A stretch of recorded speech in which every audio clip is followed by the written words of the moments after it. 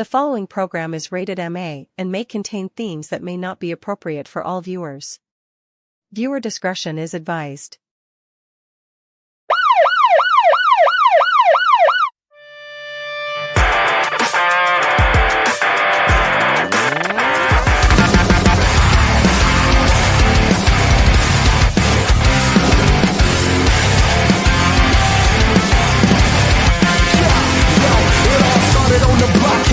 Trendsetters, the school of hard knocks and that attitude era.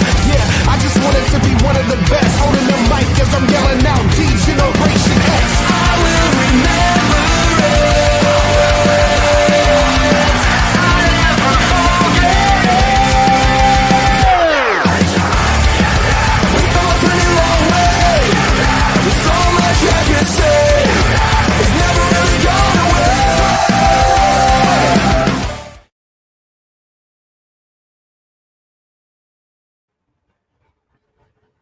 The land of extreme is the home for Monday Night Raw tonight, but all across social medias, the Raw Patrol is your home for all of our reactions basically tonight. Yes, Raw is coming to us live from Philadelphia. I've got Bubba Duke and I've got the returning OMD tonight on the show. Gentlemen, what are we looking forward to the most tonight? I think we've got to go with the big one here, and that is Naomi's announcement. And in regards to the Women's World Heavyweight Championship. What I'm looking forward to, great wrestling and a great show with tons of action. That's what I'm waiting for. Yeah, this is a jam-packed card because when I was putting together that description, I was like, holy Christ, there's 7 things announced for tonight's show already. We've got the Naomi announcement, Penta versus Xavier Woods, which, Bubba, I thought you would have been excited to see that because I know your love for luchadors. Yeah, I geeked out Saturday. Yeah. Then there's the Vision. They're going to be making their presence felt. They've got things to say. Jey Uso is going up against Bron Breakker tonight. Okay. See, that wasn't given to me for my info for LRB. Yeah.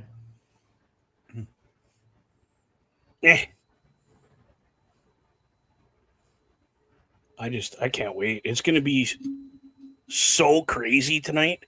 I think we're going to have our time keeping up with everything, to be honest. Yeah. Let's be real. Especially with when the Vision comes out to talk, because you know they're going to respond to Adam Pearce as we're looking on our screen right now. Adam Pearce making that fatal 4-way. We know we're going to get Seth's response to that. Yep. But we did. Last week he went, no! And then everything broke down after that for those guys, eh? Like, Yep. We get Roman Reigns apparently making an appearance tonight. that's what I heard. I didn't see anything about that. Yeah, that came to me in my info for the locker room breakdown, but I don't see where he fits into all of this right now. He doesn't fit in anywhere right now. No, isn't he off doing a new movie? Yeah, that's what I heard. And if he comes back, what's he going to come back for? To tell Seth Rollins, I'm coming after your title? And then what? To leave again? Yeah. It makes no sense to me. But again, I've heard stranger things happen. I mean, it is possible because I wouldn't be going after Seth Rollins. I'd be going after the owner of 2 Shula Falas in one Bronson Reed. Yeah. Yes, sorry. I meant Bronson Reed. I didn't mean Seth Rollins. Sorry. Either that or I'd go after Bron Breakker because, like, I still want that match. Yeah, the spear versus spear match. Here's the thing. I would put our tribal chief against either one of those 2 guys, and it's going to be phenomenal. Yeah, our tribal chief versus our tribal thief. Our tribal thief. I love it. Who starts off Raw tonight? I got to go with Naomi and that Nope. massive announcement. Nope, the Vision. The Yep. Vision's coming out right now.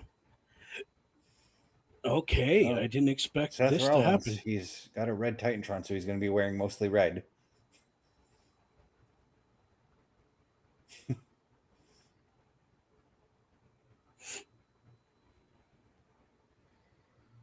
Looks like he looks like a Hawaiian tourist tonight. Yes, he does. He looks like the Hawaiian MC Hammer. He's got parachute pants on tonight, boys. He does. I remember I had a pair of parachute pants when I was in grade 1. Hey, MC Hammer was the thing when I was in first grade, so still is the thing. I mean, like, You Can't Touch Us is still a banger in my eyes. Oh, 100% it is.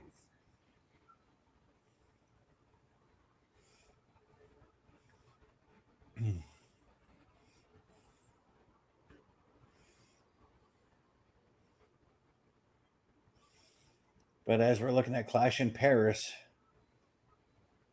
we are looking at our Fatal 4-Way. I'm looking at those 4 guys and I'm thinking this is like a WrestleMania quality Fatal 4-Way match. Right. It is 100%.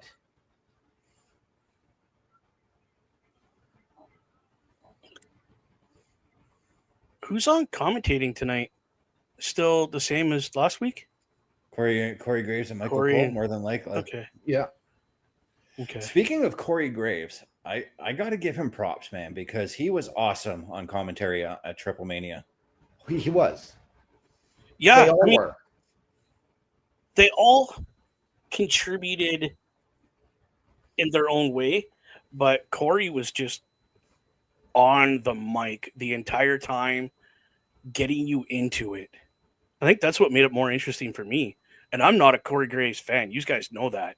Mm-hmm. And I was impressed with Corey Graves. Yeah, so he was definitely playing like, because Michael Cole is the play-by-play guy. Corey is always the color guy, right? Yeah. So in that case, we had JBL and Conan who are also on commentary. JBL was definitely doing color, as was Conan when Conan's favorite wrestlers for his stable in AAA were coming out to wrestle. Yes.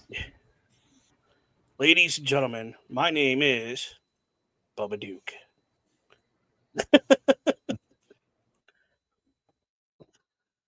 I love it.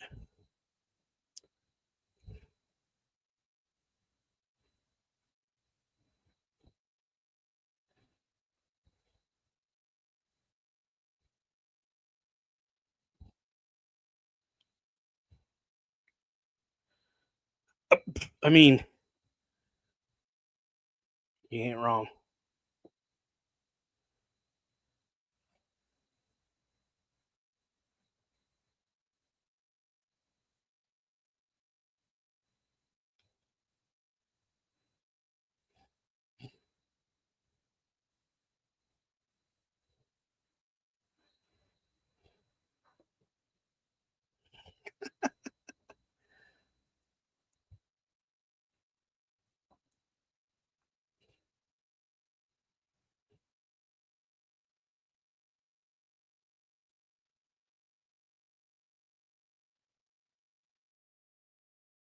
The whole crowd just starts barking.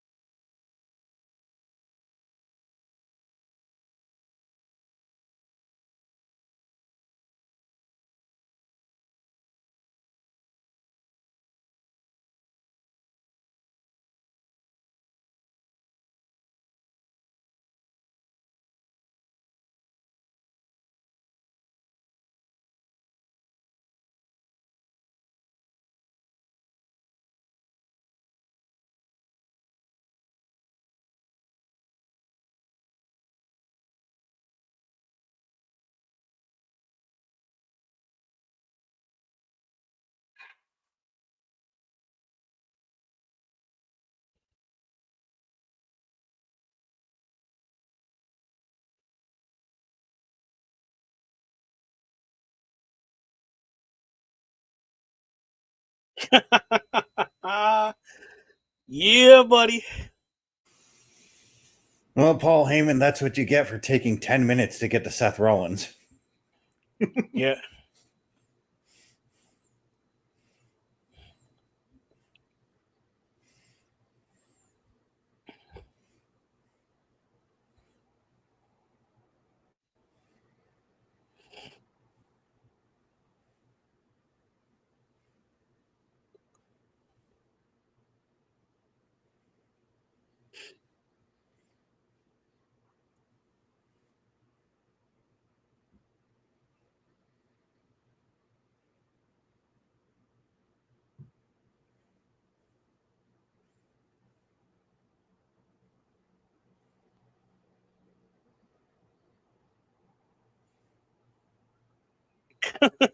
He's just up there dancing. Everybody's yeeting.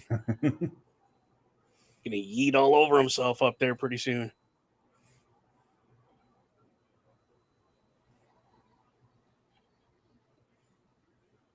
Seth Rollins look a little upset.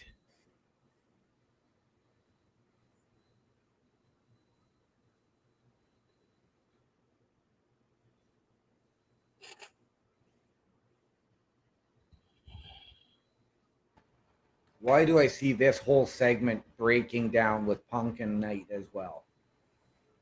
Because that's how we all kind of sensed that was going to happen when it was announced that, you know, they were all going to be out there. Why do I get a feeling, though, that if that's the case, what if this match between Jey and Braun actually turns into a 6-man tag?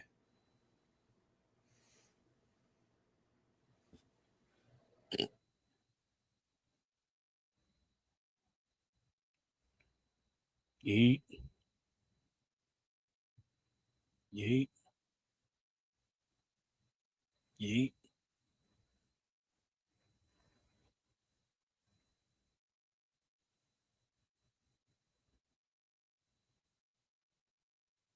Yeet.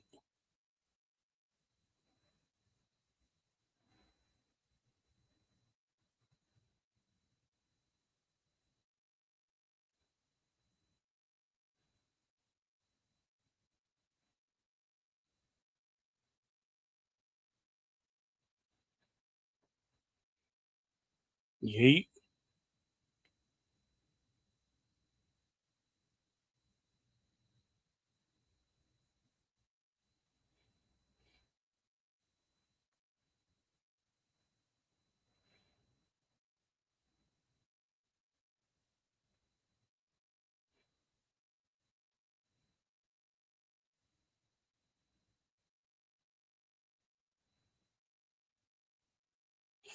Little kid just yelled in the mic. He is.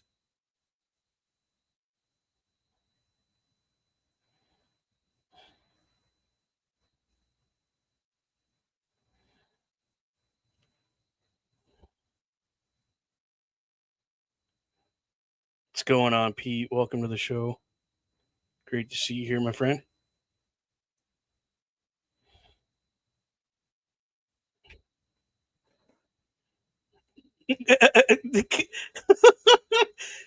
They got Breakker too fired up right there.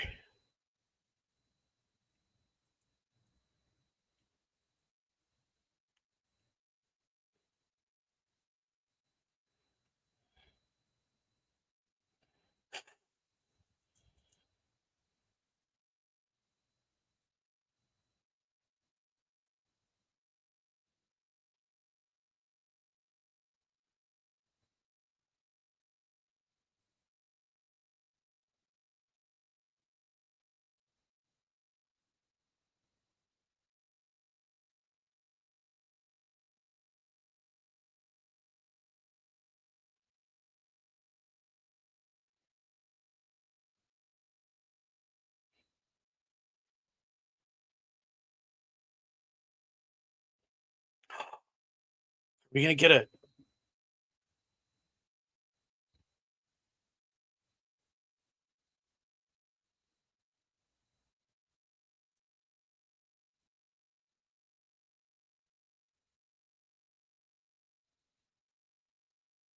wow.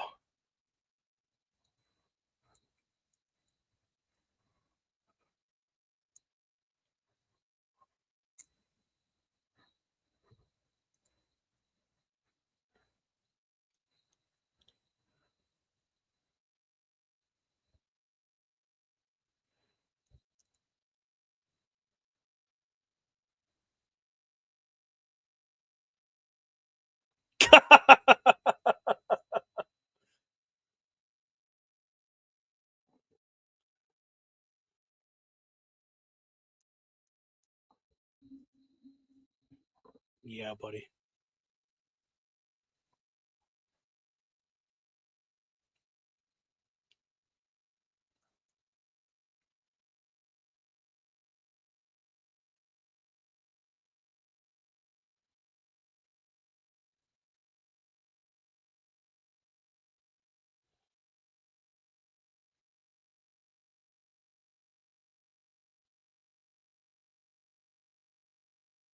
Wow, we're having an Extreme Rules match. One thing to say. Yeet. That's insane, dude. I've got one thing to say to that.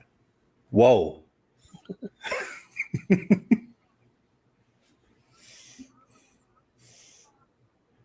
Man, I that whole thing, like, I loved the whole tribute to ECW that Paul Heyman just subtly gave out there. Right? But I loved how Jay just kind of, like, in that whole thing realized he had the crowd eating out of his hands, so he got them to say, whoa. Yep.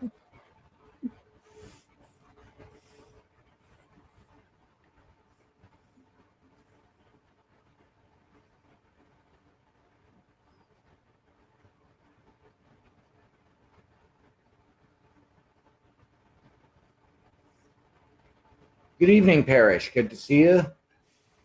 How's it going? We will not have Parrish on the show tonight as he is in Ottawa. Ouch. He is out of town.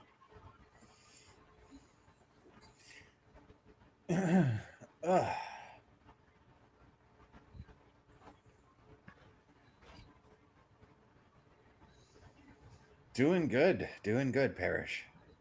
Might have to. I forgot. Doing well. I'm glad to be back. I hope you're having a safe trip. I hope you're enjoying Ottawa.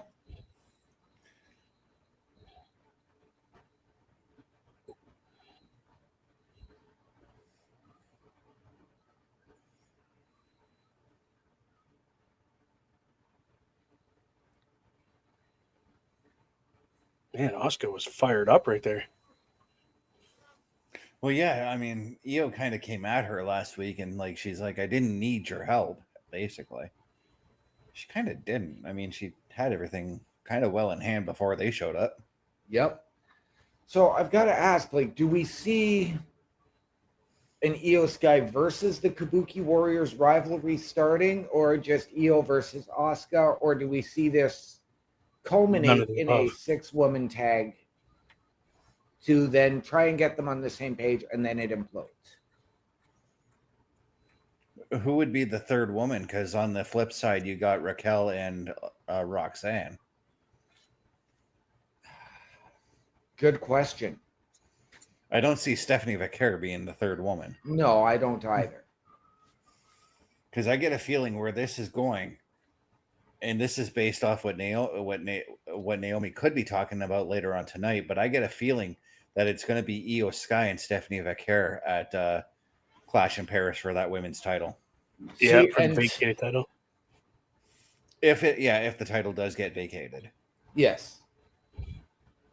And I know I said this on the locker room breakdown, and I know a lot of people are going to take this the wrong way. And I love IYO Sky, but I think IYO Sky and Rhea Ripley need to be kept away from the title picture. I think that they need to go blank slate on this to figure out how they're going to crown a new champion if the title is vacated. Well, Stephanie Vaquer earned her chance to become a number one contender. IYO Sky is a former women's champion. It makes all the sense in the world to put them two in that match.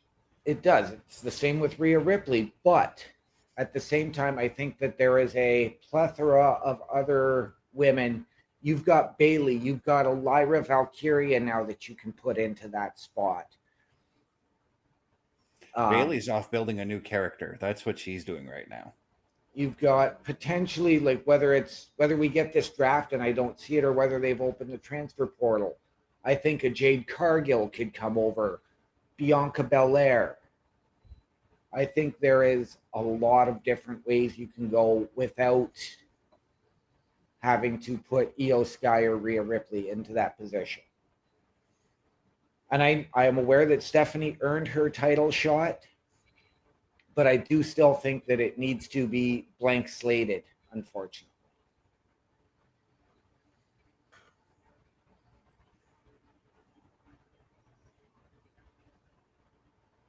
Dude, there's a giant baby chicken in the crowd.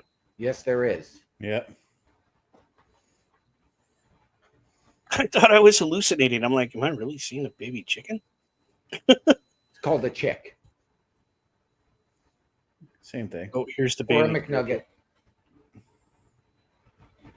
Yeah, we're looking at what looks like the same promo as last week, but we'll see here.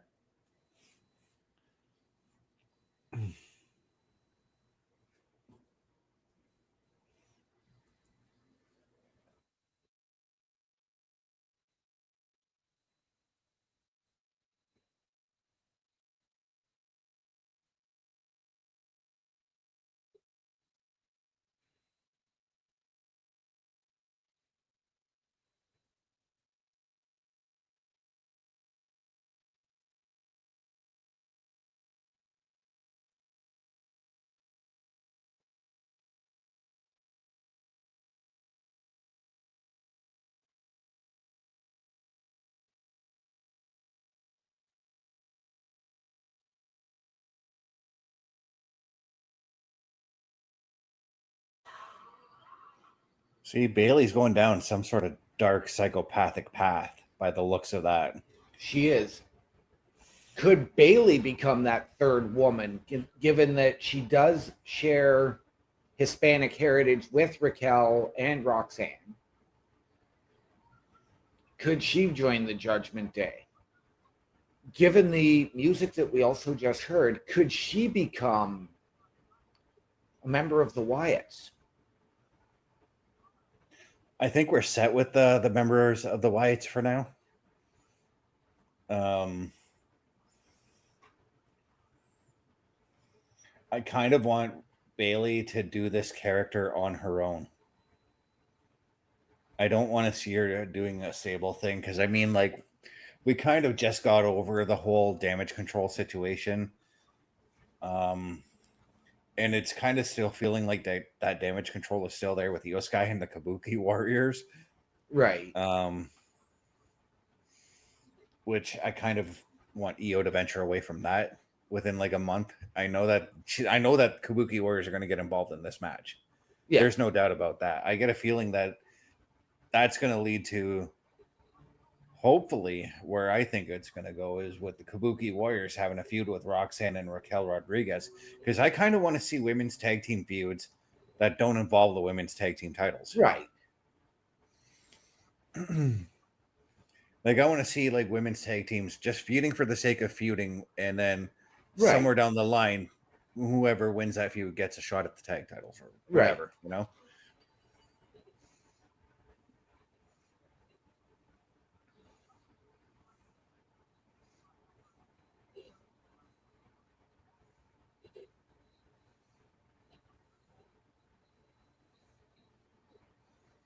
But if this is going to lead to if the Kabuki Wars come out and they screw everything up for IYO, I think I'd be okay with a IYO Sky Asuka feud.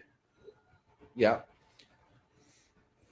And again, as I just mentioned a little bit ago, could we see IYO feud with the Kabuki Warriors? And, you know, she needs a partner. Would Rhea Ripley be a suitable partner for IYO in that feud? That's a possibility too. But if you look at what happened when Asuka expressed her frustration and it was just IYO and Kairi, Yeah. Kairi looked like she was at like a kind of crossroads there. Like Yeah. she didn't know which side to go to, you know? Yeah, she was caught in the middle. Mm-hmm.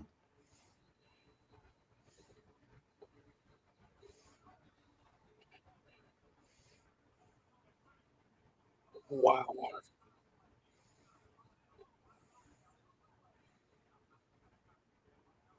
Raquel Rodriguez, fresh off of a victory at Triple Mania over Lola Vice in a six-person mixed tag team match. Yes, that was a fantastic match, especially Demonito. Yes, I loved that. It was just complete quiet in my house because like Mr. Iguana just he enthralls me whenever I see him on the screen. But the moment that happened, I literally burst out laughing and Pepper, who was snoozing beside me, woke up and looked at me like, "What the heck are you doing?" Right.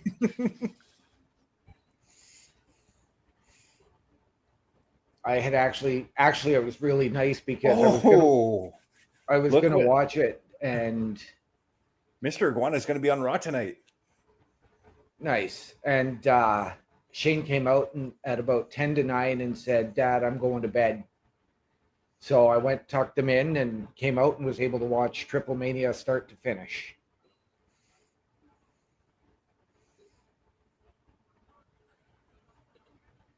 Yeah, it's going to be the Judgment Day, which I'm going to assume is JD and Finn, because obviously we got Roxanne and Raquel out here, and don't know what Dom's up to tonight. Taking on Mr. Iguana, and I didn't catch the name of the other wrestler. Oh, Dragon Lee. It said Dragon Lee. Okay.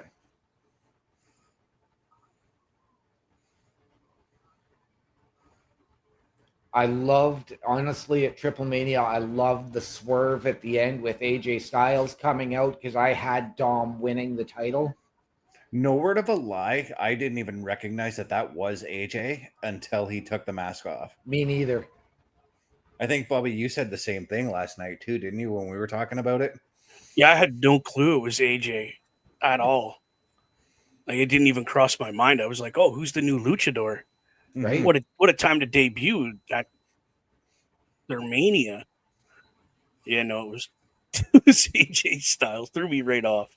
And the whole thing is, the whole build to that fatal 4-way, like, I didn't even have AJ like factored in as being like somebody who could interfere, because I just wasn't thinking about Dom versus the Dom and AJ feud over the Intercontinental title. Right. Oh, you want to know something? I bet you Dom was pretty surprised at that entry as well. But right now, Roxanne Perez is using some of her nefarious tactics to help Raquel Rodriguez here.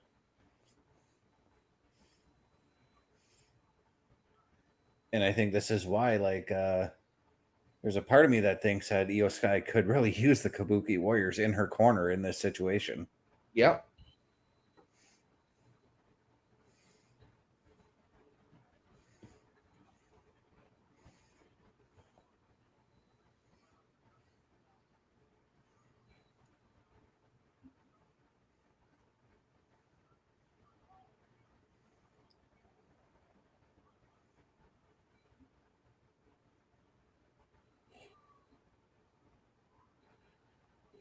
Apologize to anybody who's listening on my mic. I've got a bunch of sirens going down the road.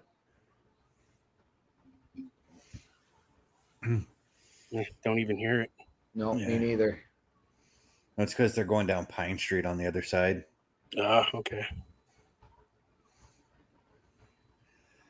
For those who don't know, in our city, I live like right down the street from where the dispatch office is for our city is, where all the ambulances and all the fire trucks hang out, basically. Yeah. Or at least for on the hill.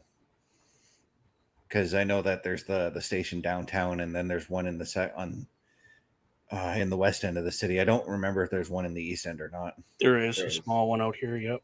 Yeah. But the two main ones is the one up by you and the one downtown. Yeah.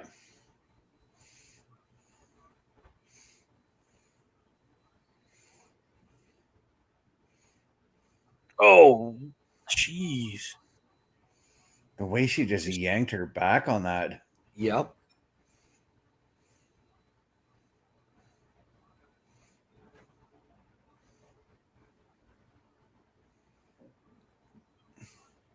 I love that Raquel has been able to showcase her power.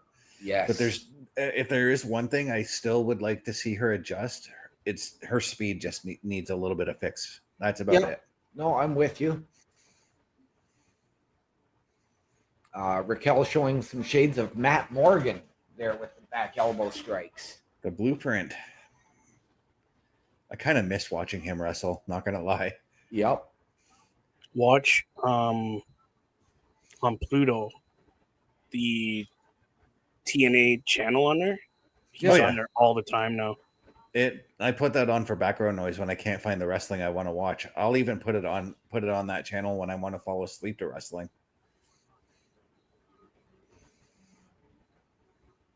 Oh, Io, good job. Io Oh, starting right to on. pick up some momentum, and what Yeah. a beautiful drop kick to the top To of the- Raquel's head. Yeah, geez, I felt my neck crunch because of that. And that has happened to me. I've taken a drop kick to the top of my head and felt my neck like squish in a little bit. Yep.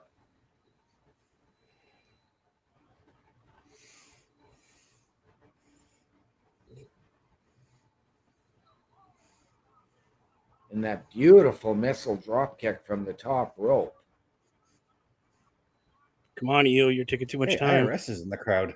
I was just going to say, we've got an IRS cosplay. I had to learn a little bit about the IRS today, actually. Oh, yeah? Yep. Something I'll tell you guys off stream afterwards. Ooh, that was almost 3, boys. Yes, it was. Yeah, it was. That twisting Vader bomb from Raquel off the second rope. I love it.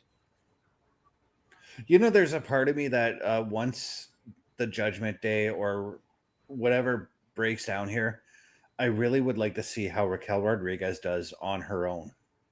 Yeah.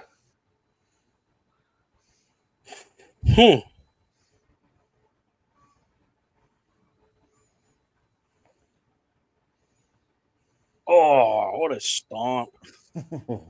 Right to the gut. The bottom of the rib area, at least. Yeah.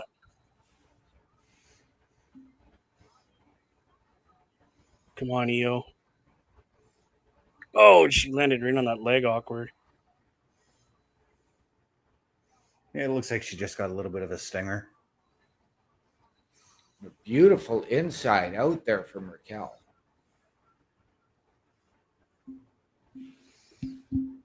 Pepper, stop clawing at my microphone, please.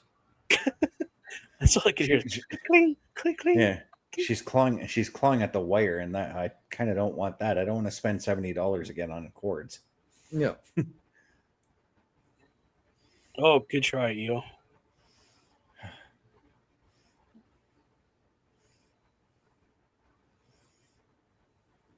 I got to give props to every woman that's involved in this match, and I'm including the referee on this one. Oh, yeah. 100%. This is just another showcase of why the WWE women's division is the absolute Io. best. Holy. Oh, I thought she was going after Raquel with the dive. So did I. Now she's going to.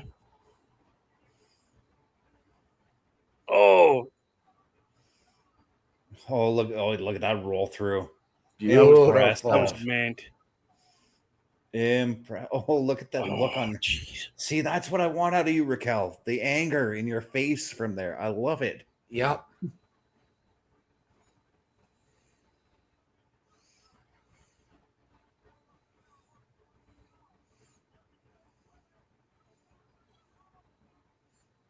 Oh, good job, Io. What a reverse.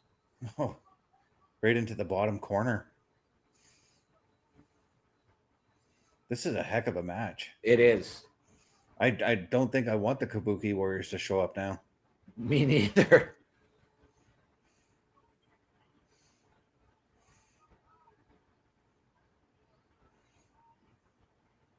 Come on. Yes, she did it. There we go. All on her own. Nice. What a match.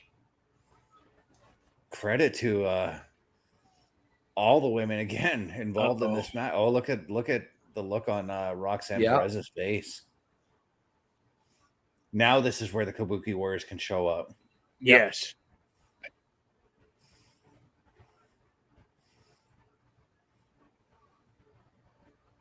Or even camera shooting. Ripley could come out even. Oh, what a kick to the chin. She got right up under that chin. Yep. Oh, that hurt.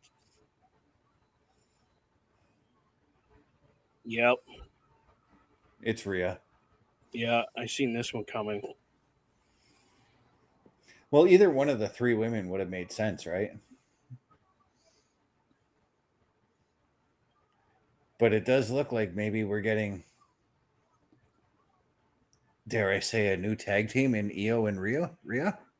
I mean, I wouldn't be upset about that. Excuse me, takes them Me out of the world neither. title picture and gives them something to do. Mm-hmm. Holy. Wow. Did you see the What a stall? boot from Rhea. Yeah. Did you see Raquel stop halfway through? Wow, dude, that was epic.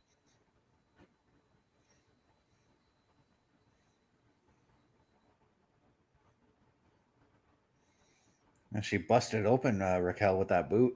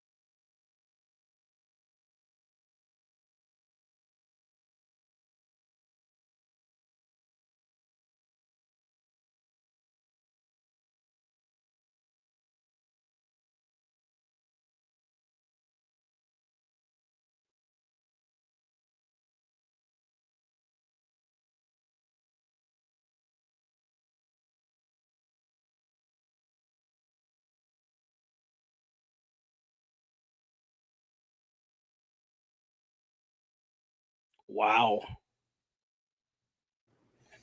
LA Knight was not listening to a word Punk was saying, No, and I think you don't even care. Punk had a good point though.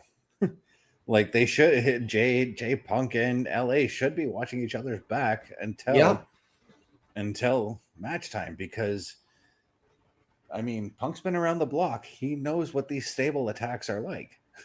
He knows what Seth Rollins can do. When Seth Rollins was with the Shield, how many times did they attack Punk? Punk's had a few stables himself. Mm-hmm. Why are these guys coming out? Like, who cares anymore? Well, because Xavier Woods is going to have a match with Penta. Yes, in an $18,000 hat match. Yeah, in a match that Grayson Waller granted them. Xavier Woods didn't really want the match last week when he was told of the match.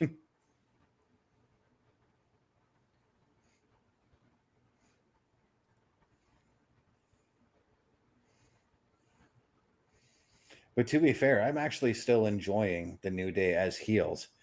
And the That reason why fan is is because losing it. Go ahead. Sorry. the reason why is because like I still watch Up Down Down, and it's just interesting to see Xavier Woods as the heel and then Austin Creed as just this babyface gamer. It's an interesting dichotomy that I find between the two. Like he knows how to separate his up down down character versus his New Day character, and I love Yeah. that.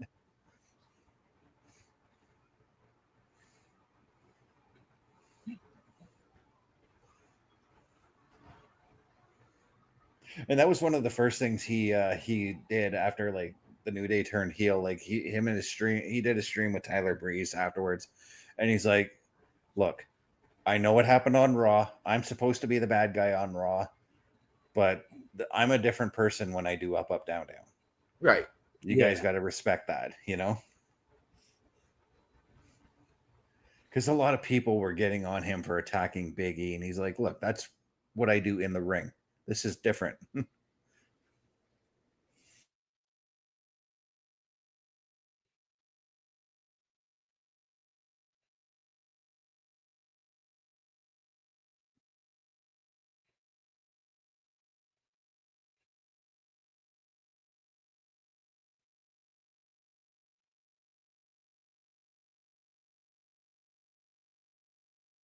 Wow.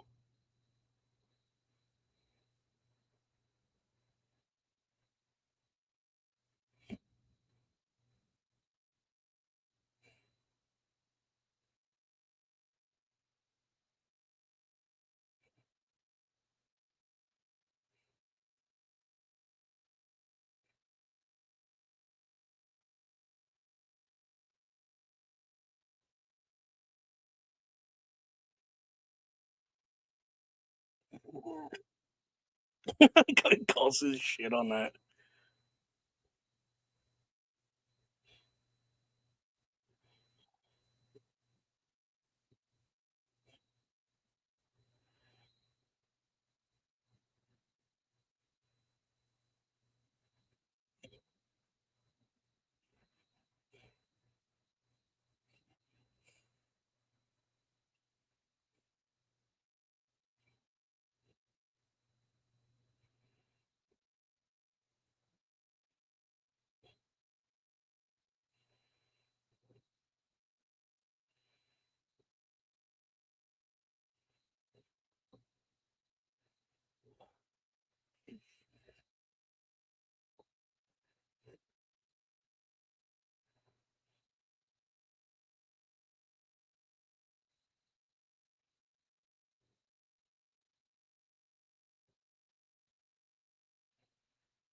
Okay, that was an interesting moment.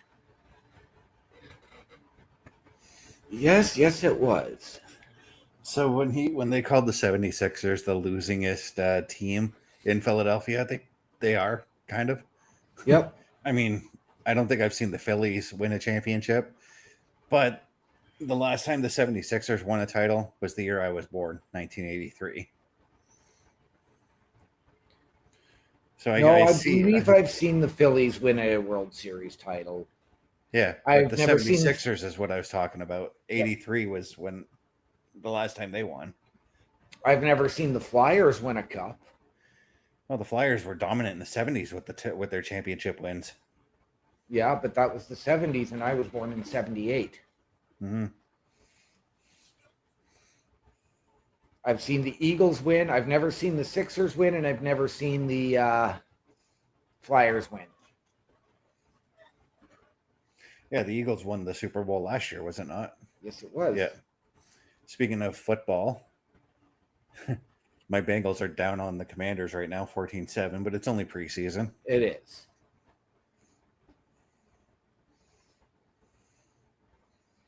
They're asking a bit. They put Trey Hendrickson on the trade block too.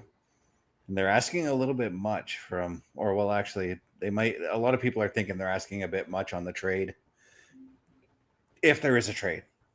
Yeah. Because the general consensus is they want a young defenseman and a first round pick for 2026. Yeah, Bubba, that's what I was going to point out to you too. 4.3 million because I counted the number myself. And that's 2.2 million over on WWE's channel and a further 2.1 over on AAA's YouTube channel. It was huge.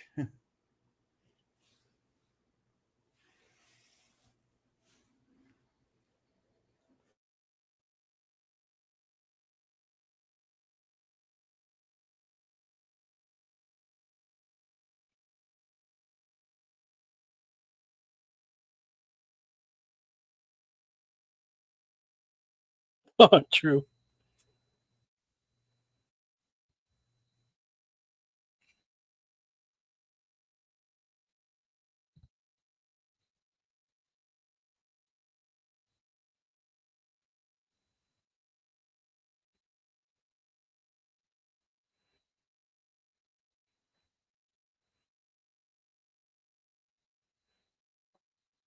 that was funny. I'm sorry. That was funny. This is the feud you're gonna have right here. Yeah. You and Oscar, Rhea and Oscar, Yeah. give me that. I'll pay ringside tickets to watch that fight.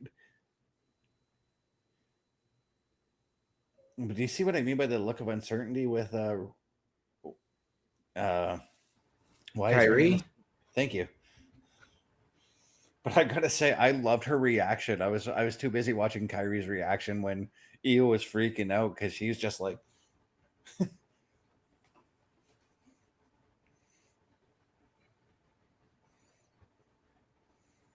that was a cool shot, a cool tracking Yep. shot from the locker room to the ringside area.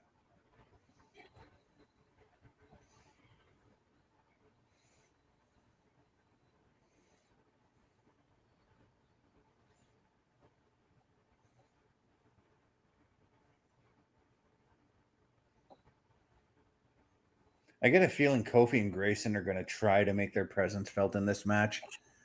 Yeah.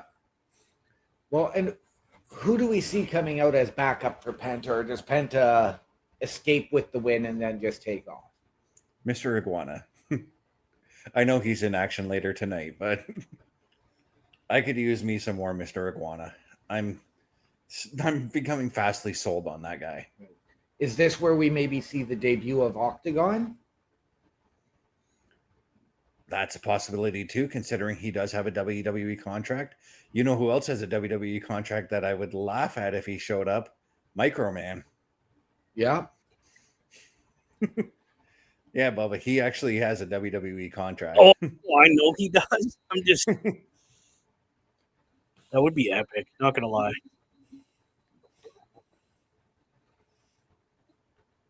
Or would this potentially be the spot to bring Theory back from injury?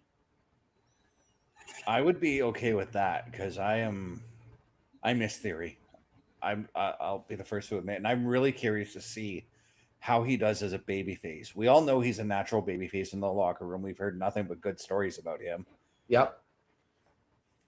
I'm very curious to see if he can translate what he was doing as a heel over to a babyface, because I think it could work that way if he does that. Yeah.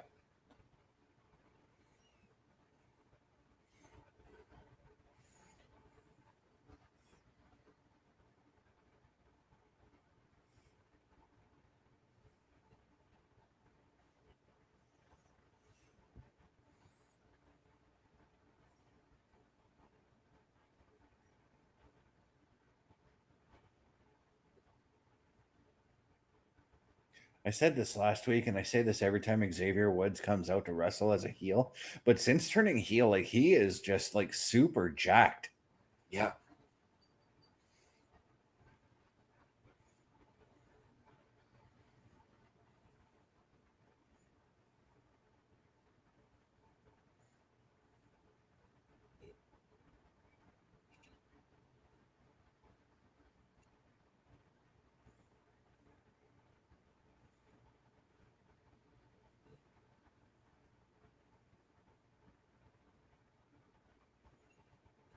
It's been a while since I've seen Xavier Woods wrestle in short tights too. I think the last time he might have done that maybe when he was Consequences Creed. He had boxer shorts at that time. No, he's been doing it for a little bit now since they've been heel. I know it still weirds me out though. I've become so used to him wearing pants for tights.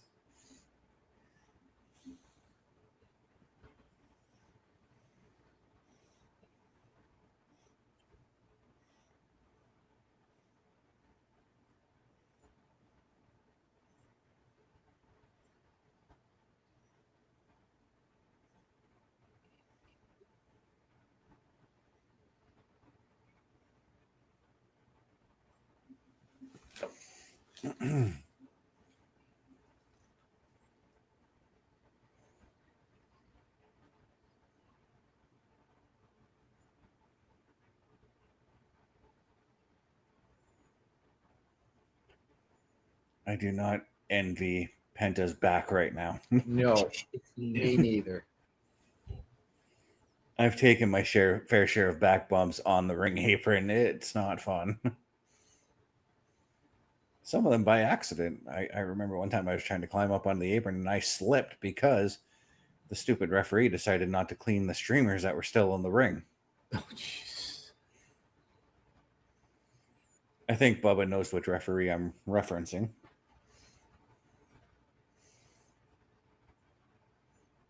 He knows.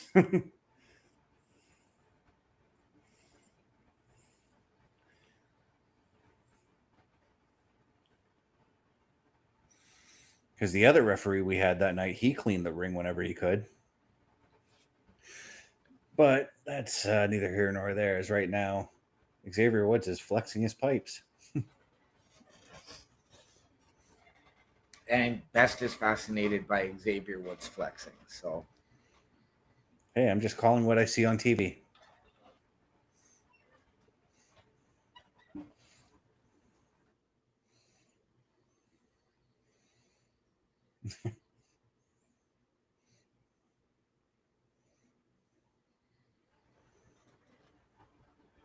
You know who I wouldn't be too opposed to showing up in this situation? Because it is a 3-on-1 situation. I don't think I'd be too opposed to Andrade and Ray Fenix showing up. yeah. I like that idea.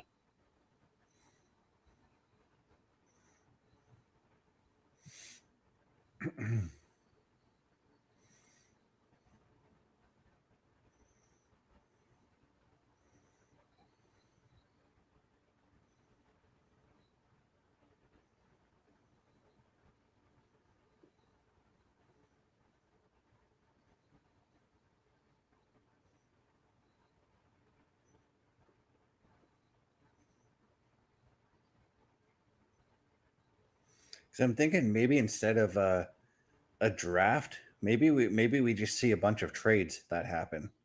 I mean, we already saw Sami Zayn go to SmackDown, and I got a feeling that that's in favor for LA Knight coming to Raw. That's exactly what I've been reading all week, is that ever since, or all weekend, since Sami Zayn was there, it was the trade was for LA Knight. And that's where I have to ask is, did we just go back to that transfer portal that we saw last year?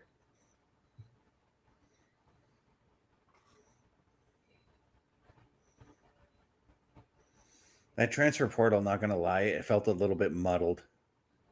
Just a little bit. Yeah, I'm with you.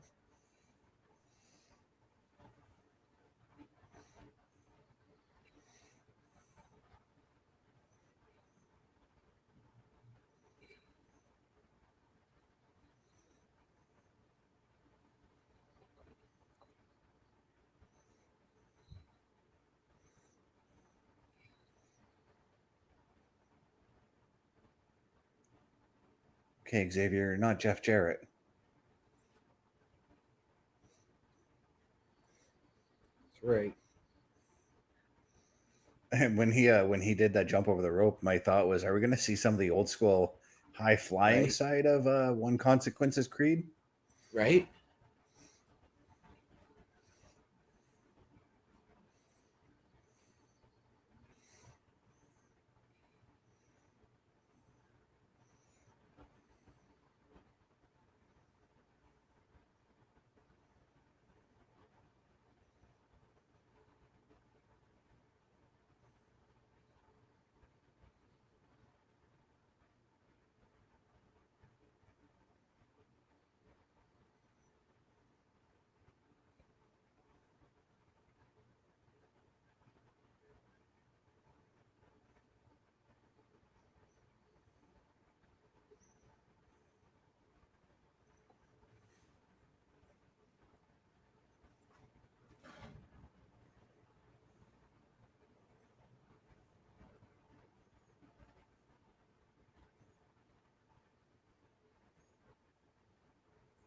I'm using the top of the corner to dive off of.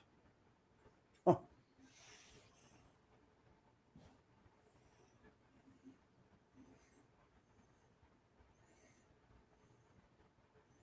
Penta The never ref ceases. trying to grab him.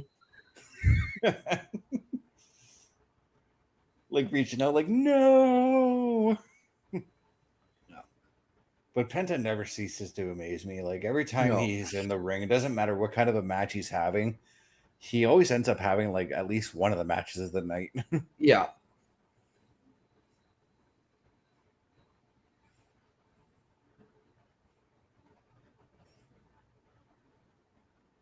I don't knock the wind out of you. Yep.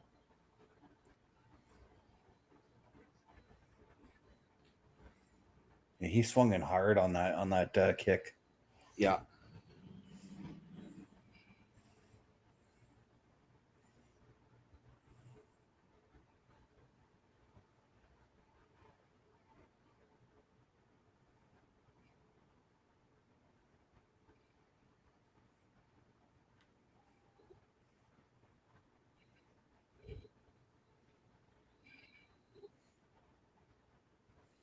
Wow. Wow.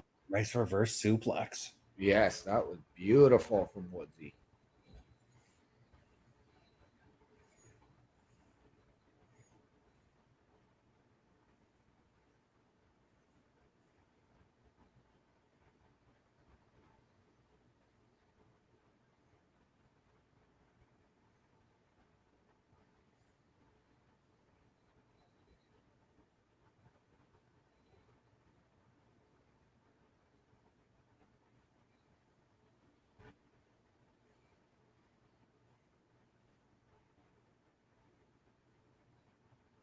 Ooh, what a chop.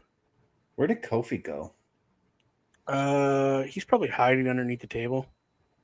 Well, initially he was at the commentary booth, and then he came around after Penta took out Waller and Woods. But Yeah, he's nowhere at ringside. Oh, there he is. He's checking on Waller.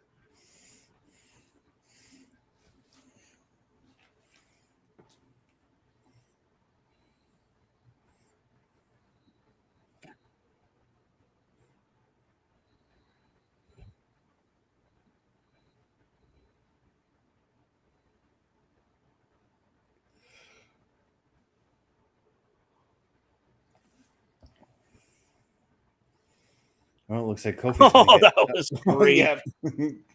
That was great. Just as Grayson Waller was about to get back up, too. right, No. Oh, no.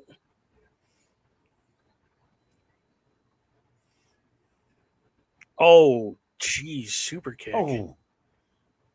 Right in the temple. yep, Mexican Destroyer. That's got to be. Oh, look at the look on Xavier's face. He's out. right.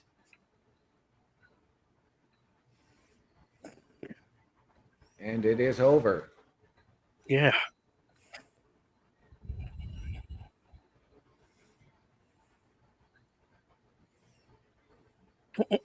Smart move by Penta to just get the heck out of there.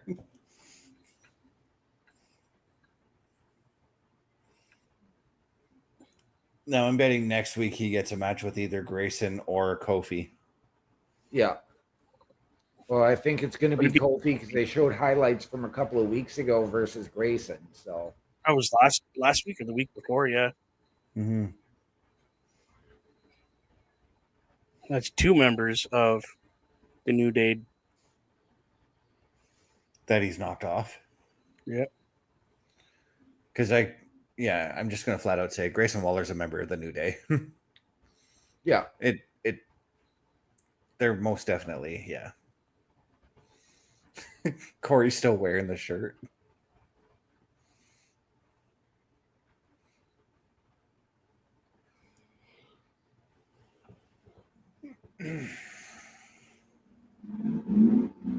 Oh, wow.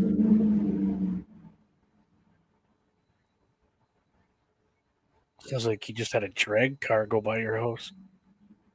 yeah. We're getting another Worlds Collide on September 12th. Yes, Yep. we are. That was announced on Saturday or at Triple Mania.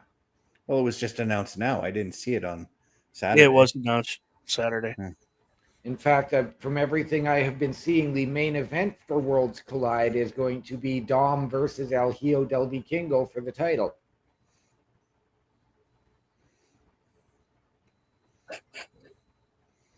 Speaking of that, I was quite surprised at how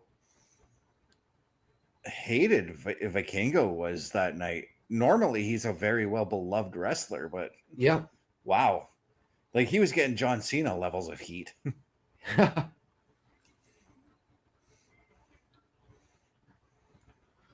But the love for both Dom and Grande.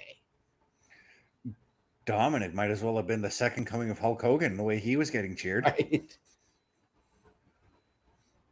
Yeah, I was pretty impressed with that. Not going to lie. Mm-hmm. Oh, here we go.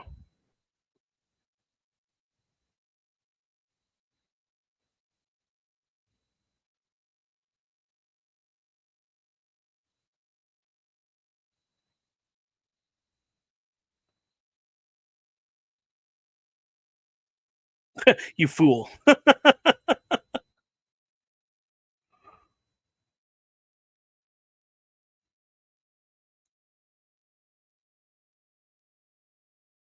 September 12th.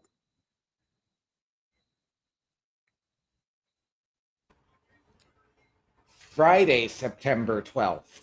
Yeah, that's a Friday show. Wow.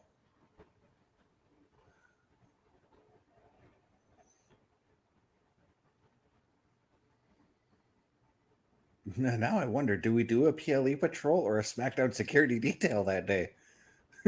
Right? Oh, Yeah, I was going to say, do we go from the security detail, flip over, and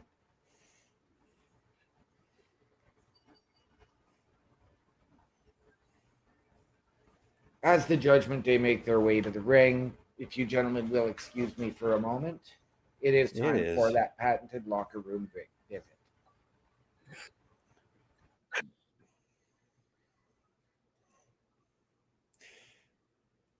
Oh, I think we both tried to remove at the same time. But yeah, I don't know how to do the ad reads as good as Parrish does, but if you want to purchase anything from the locker room visit to anything else we've got on the store, all you got to do is just go to turnbucklestudios.org. You know what? Actually, while we're going to commercial break, because that's where we're more than likely headed, why don't we just show everything that's going on with the Turnbuckle affiliation program?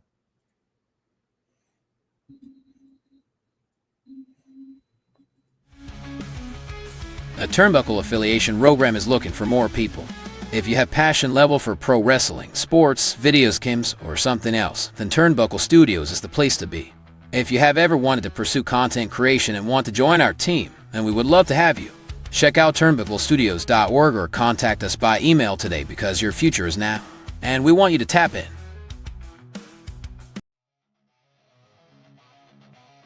Turnbuckle Studios and the Turnbuckle Affiliation Program bring you the week of streams. Monday nights you get the Locker Room Breakdown at 7 p.m. Eastern, followed by the Raw Patrol at 8 p.m. Eastern. Tuesday brings you the flagship show, Turnbuckle Talk, at 8:05 p.m. Eastern. Wednesday we play games with the PlayStation Showcase at 8 p.m. Eastern. Thursday we go TNA when we brace for Impact at 7:55 p.m. Eastern. Friday we secure all details as we answer the call for the SmackDown security detail at 8 p.m. Eastern.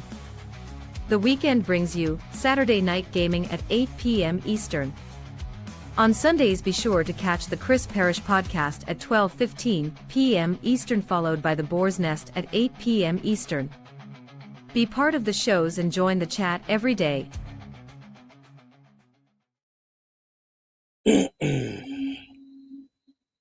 and there you go, people. Again, quickest way to get a hold of us, turnbucklestudios.org. Go over there. You can check out the latest episodes of all your favorite shows here on Turnbuckle. And there's this thing there that says email us. Email us if you want to join this wonderful group of broadcasters and podcasters with your own show, or come in and help us out on this show or other shows that happen on Turnbuckle Studios. I love how he's coming in with this whole dragon setup, and his one contact's crooked. I saw that and I'm like, oh, geez, that would bug the hell out of me. You know what though? You get so used to stuff like that, it doesn't it doesn't register. Yeah, but I'm thinking Mr. like, Iguana. Yeah. The OCD in me would want to fix it, you know? Yeah. So, do we see Demonito again tonight? Well, I hope so. That would be hilarious. I think it's already on the merch site for WWE. If that's the case, because Mr. Iguana also has a WWE contract, I really think that his Iguana should be up there too. Yeah. You know what? If you guys give me 2 seconds, I will find out. Time's up.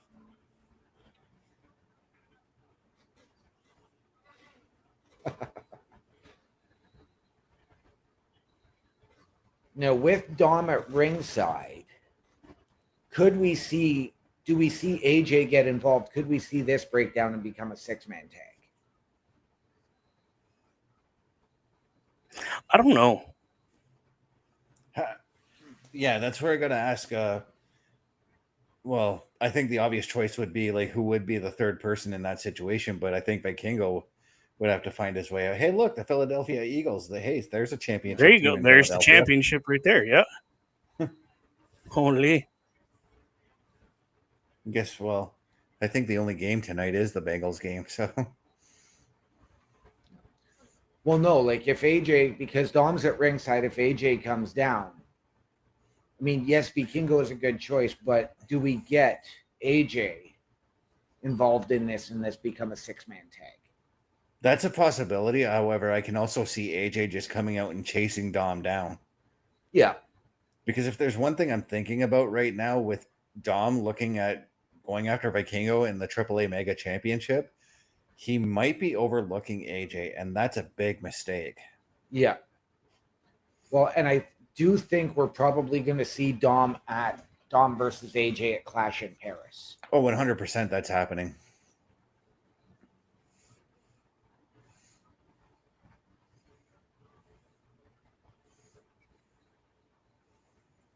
And that's where, and as much as I don't like the idea of interfering in a championship match, that's where I think Vikingo could show up and cost Dom the Intercontinental title. Right.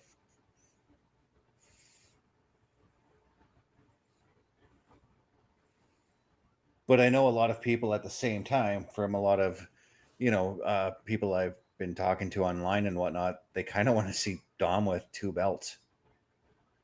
Right. I do.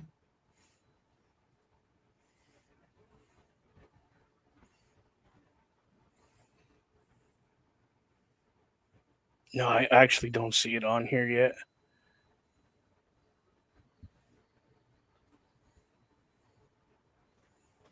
But it would be a big merch seller if it was. Yep. But I might be looking in the wrong spot. I'm just going to look up Finn Balor and see if it's there.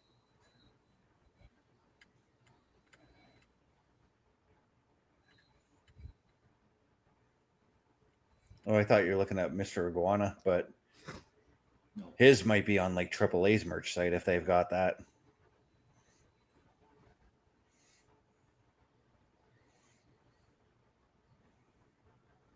And if AAA does have a merch site, there's a couple of masks I would like to buy.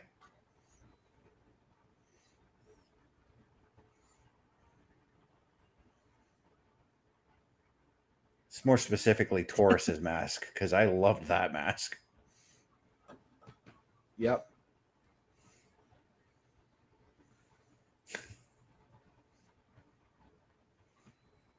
Taurus.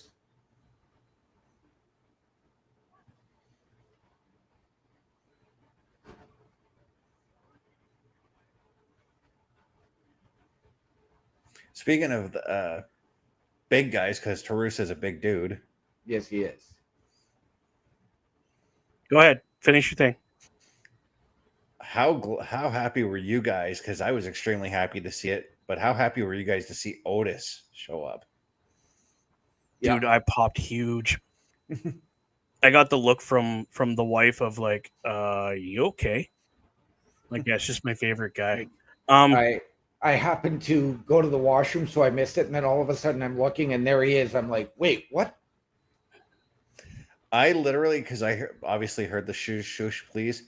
My brain immediately went to Chad Gable. I'm like, no, nice. He's supposed to be out for another few months. Right? Yeah. So, gentlemen. But what? Like, I wonder why he came out to the shush music as opposed to the Alpha Babes or the Alpha Academy music. Who knows? Yeah. But the puppet is for sale, $99.99. You have to go under Finn Balor to get it. It's underneath all his merch.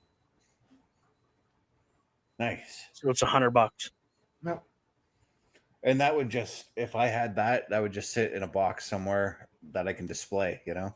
That's hilarious. Yeah.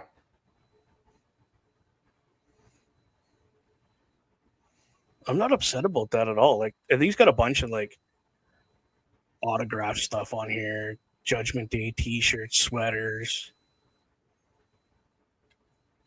like bunches, and it's reasonably priced too. So, highly recommend. Check out Finn Balor on WWEshop.com. You know what? Since we're in a quick little commercial break and we're talking shops, while you're online, where is it? You want me to see if I can find the AAA? No, head on over to carlcarefel.redbubble.com. Buy all of our stuff, all of our merch too. We've got all kinds of things there, from hoodies, sweaters, t-shirts, even home decor stuff. It's actually amazing the amount of stuff we have on carlcarefel.redbubble.com. I'm actually literally thinking about buying like a couple of like Turnbuckle Studios pillows for my couch. Yeah, dude, you can get everything. Pillows, blankets. It's crazy. Yeah. If you really wanted, you can get some shirts. Yep. I've got my eye on a hoodie over there for a couple of our shows because I want to get a couple of hoodies. So oh, here we go.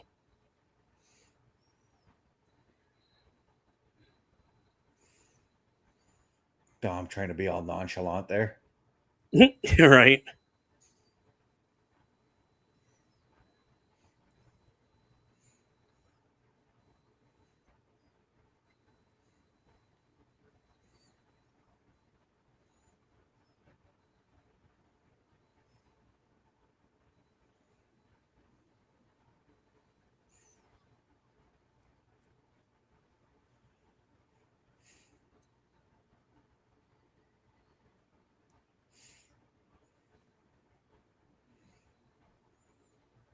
I gotta wonder if at some point,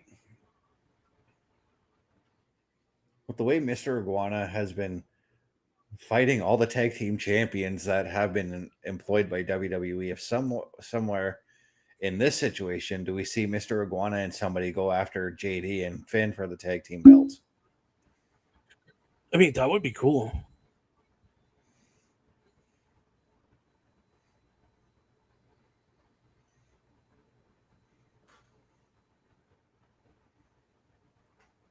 I mean, we've talked about like how I don't want to say lacking anymore because it feels like it is starting to pick up, but the tag team division on Raw isn't quite to where the SmackDown tag team division is. Right. And I think by doing something like getting Mr. Iguana involved, and maybe I would say Psycho Clown, but he just won the AAA tag team title, so he's good. Yep. Maybe Mr. Iguana and Octagon form a tag team and they go after the tag titles. That'd be a hell of a tag team, by the way. It would. Cool. But again, could we maybe see, Los Garza and Legado come back over to Raw? I would be okay with that. And at the same time, since we're talking about Latino wrestlers, I'm still on the side that I wouldn't mind an LWO rematch for the tag titles. Yeah.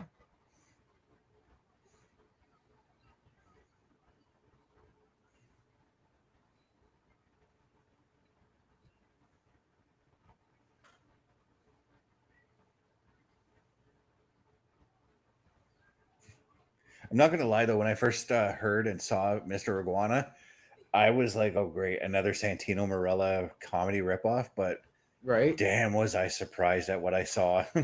Yeah, he's pretty good.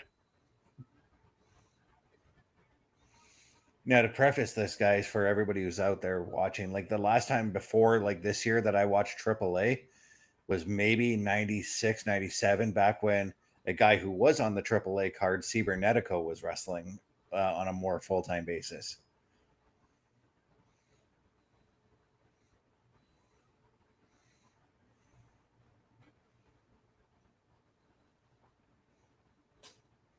And that was when we used to get out on Saturday afternoons. Yep.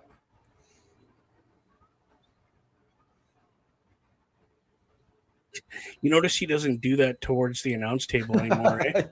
You took the words right out of my mouth, Bubba. I was just about to say the same thing. I mean, could you blame him? No. No, not at But all. I do have to ask: is where have the War Raiders been? Because we haven't seen much of them. They've been on since main they event lost the lately. tag titles.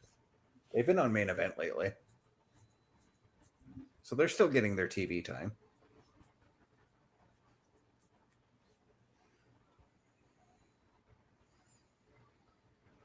But it's the thing that I've been saying about, like, I said about the women's tag title division earlier. I wouldn't mind seeing tag teams, even on the men's side for both Raw and SmackDown, just having a feud for the sake of having a feud.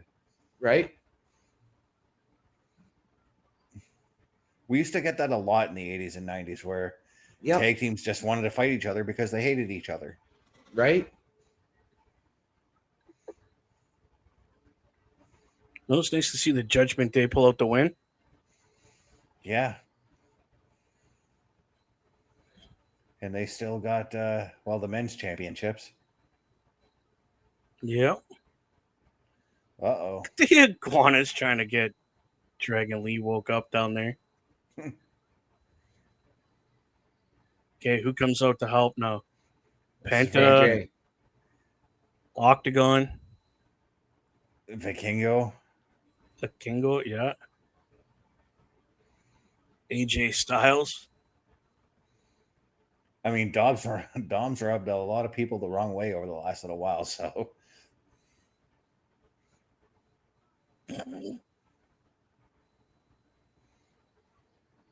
And he's in like running shoes. Oh, Vikingo. Oh.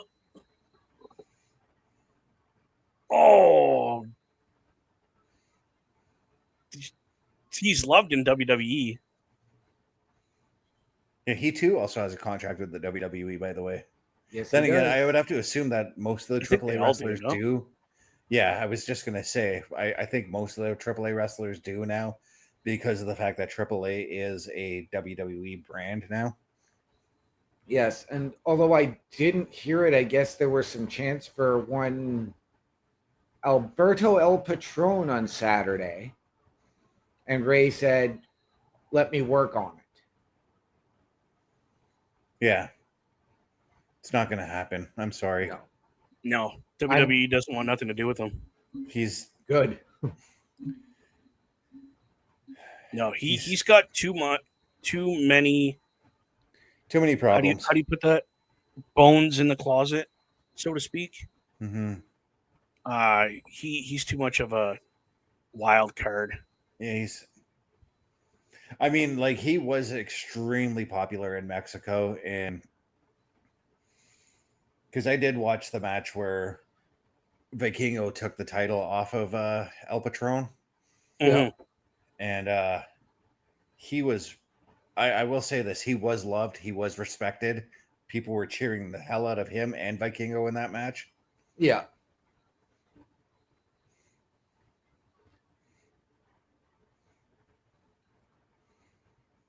But like I said, like Bubba was saying, he's just too much of a liability in my opinion. 100% he is. What is going on with that dude's hair in the background? I was just gonna say he looks like Sideshow Bob.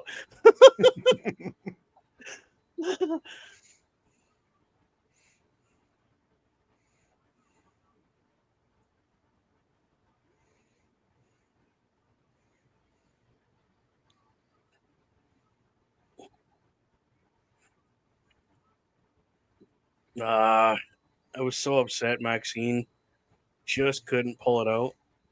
But I was, you know what? I was impressed with what was done in that match.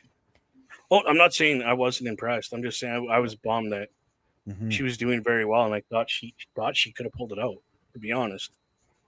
Well, Maxine has come such a long way. Wow, she better training with Natalya in the dungeon. She, I'm going to put this out right now, but in 2-3 years, I get a feeling that Maxine on Raw, B-Fab on SmackDown, or whichever roster they end up going to, they're going to be the ones to look out for in about 3 years. Oh, definitely.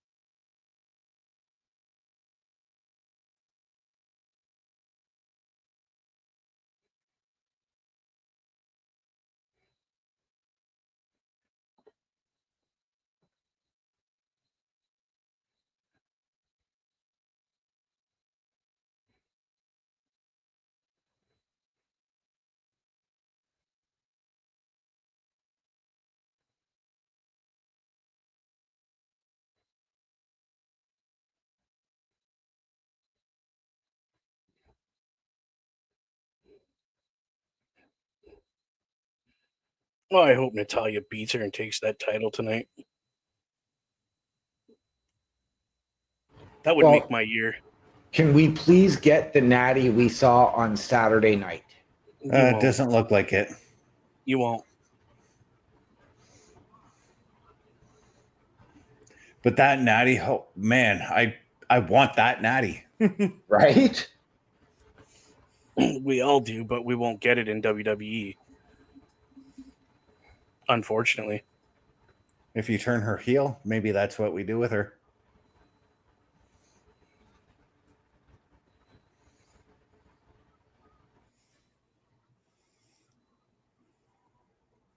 All right, who's this nerd going to interview?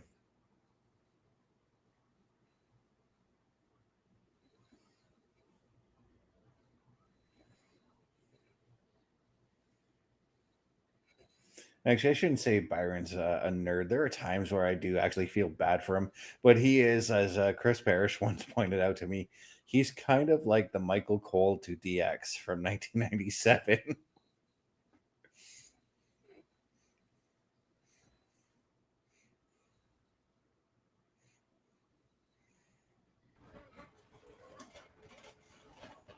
So no guest interview there for Byron Saxton. No, he just threw to a highlight package from John Cena's promo from a couple weeks ago. Yep. Where he was wearing the colors of the Montreal Canadiens because, well, yes. Raw was in Montreal. In building to the John Cena-Logan Paul match at Clash in Paris. Which I'm actually looking forward to that match. Me too. But there's still a side of me, and maybe it's just the cynic in me. There's still a side of me that doesn't quite trust John Cena being a babyface. I'm with you. I was waiting for it actually at SummerSlam. I was waiting for the when they hugged after the title match, right? After the match ended. Well, even during the match, because the promo on SmackDown where he said, no, these people weren't here for me, and I was waiting for him to just revert back during the match, cheat to win, even after the title match. Yeah. So there's still that huge part of me that's. But I think it was you, OMD, I think it was you and I when we were doing the Saturday night's main event when Logan Paul and John Cena teamed up. Remember what I said about how John Cena left that ring and we saw inklings of the babyface turn then? Yep. That's why we're getting this Logan Paul match, because Logan didn't get the John Cena he wanted at that match. So we even saw inklings of it a few weeks ago on SmackDown when they were in Grand Rapids and John was cutting his promo and the fans were cheering. Mm-hmm.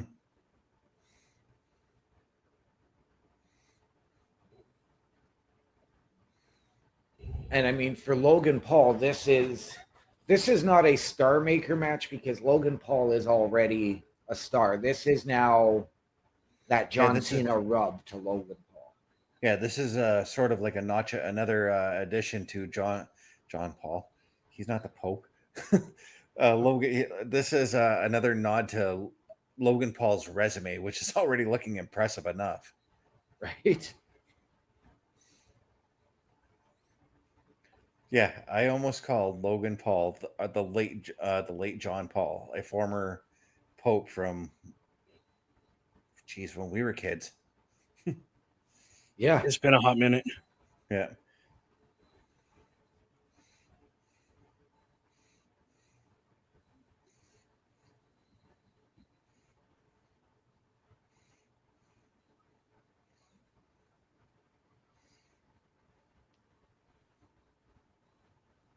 Oh, more from Bailey.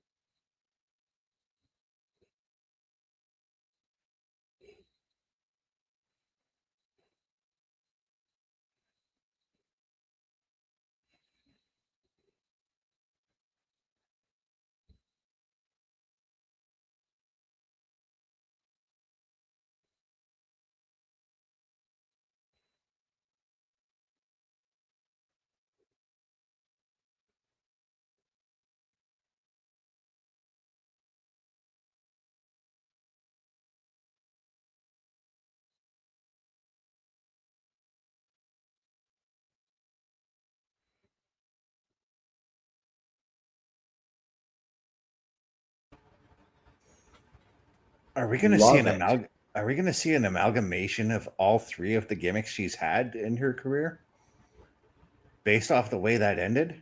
Right? And I love it. It's, when Randy first switched to voices and then it became about the IED, his intermittent explosive disorder. And then when Mojo Rawley cracked and was looking in that cracked mirror all the time with the face paint. I really wanted that Mojo Rawley stuff to work. I did.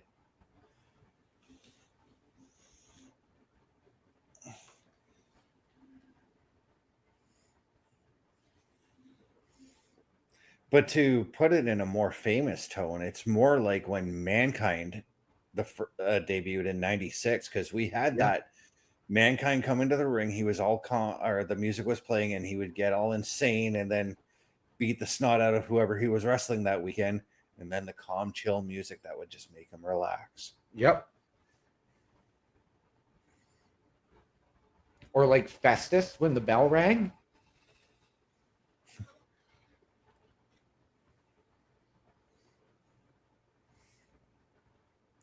Yeah, except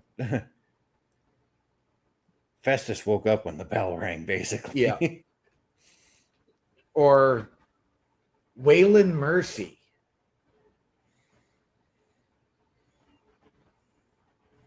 Good old Dan Spivey. So glad we got to see him wrestle live, by the way. Right? As he took on Fatu that night.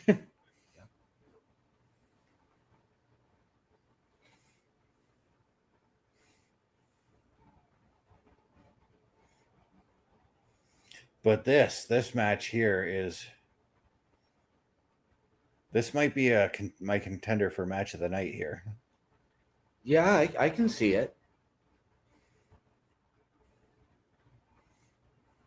I mean, to this point, my match of the night has been IYO Sky and Raquel Rodriguez.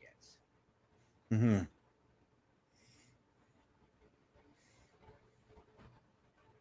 So are we saving the Naomi announcement for the second to last and then Jey Uso and Bron Breakker in the Extreme Rules, or do we flip that? I think Jey and Bron are going to be in the main for the Elimination Chamber. Jesus. Now my brain's in February in Toronto with OMD. March 1st. Well, February is like the typical month that Elimination Chamber happens, but yeah.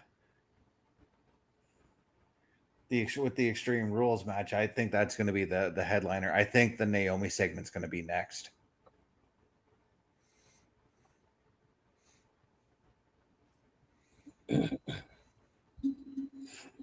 Does Jimmy come out with her, or is it just going to be her, you think?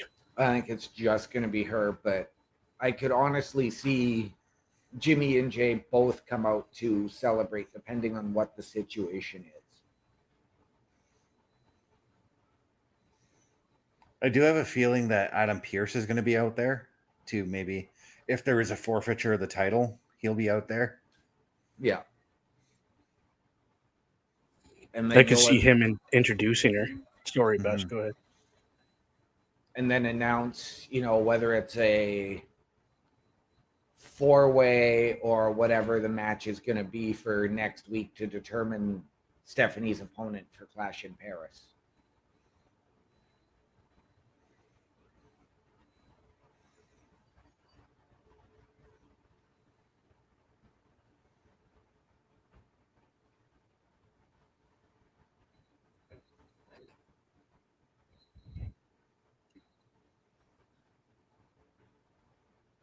Do we know when the Nikki Bella Becky Lynch match is going to take place? Because that seems to have really gotten by the wayside since that challenge was issued.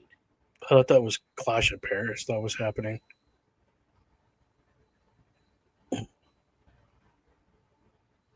I mean, it could still very well be at Clash in Paris.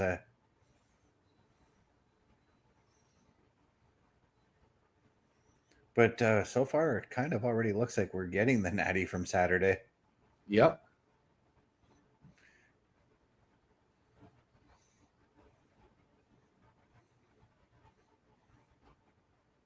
Oh, I ouch. feel that in my shoulder every time somebody gets rammed there, because I mean, even you gentlemen, we've all taken a ram to the post at one time or another. Yep. Oh yeah, I blew my shoulder out doing that. Oh yeah, got myself a nasty stinger on my elbow once because I made the mistake of blocking with my elbow on it. Oh,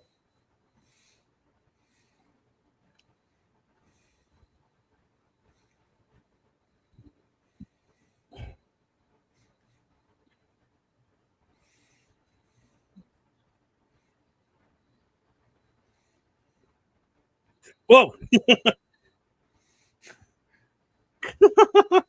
Poor Zawa didn't know what to do.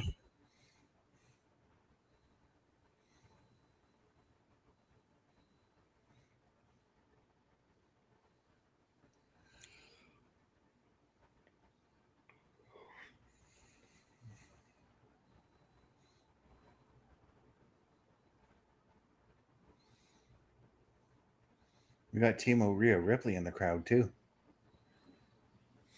Did you?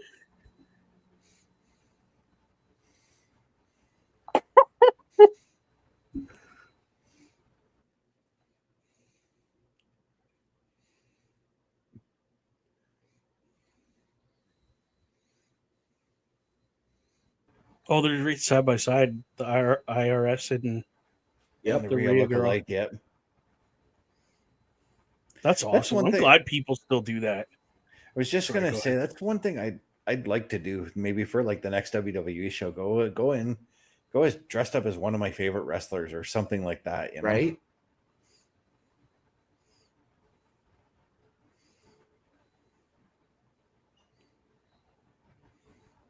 like I remember watching like the other day I was watching some old WCW and seeing like fans dressed up like the Four Horsemen. Of course, they weren't dressed to the nines like the Horsemen were, but dressed Right. to the nines But you like knew. as they could be. Yeah, But you knew who they were. You got the gist Yeah. of, oh, that's Flair. He's got, the certain look to him.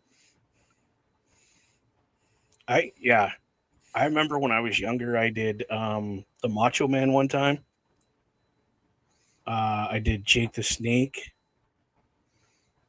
and Animal from the Legion of Doom. And Dusty. I did Dusty once. Put on the old polka dotted tights and Hey, when I thank was God there's no pictures.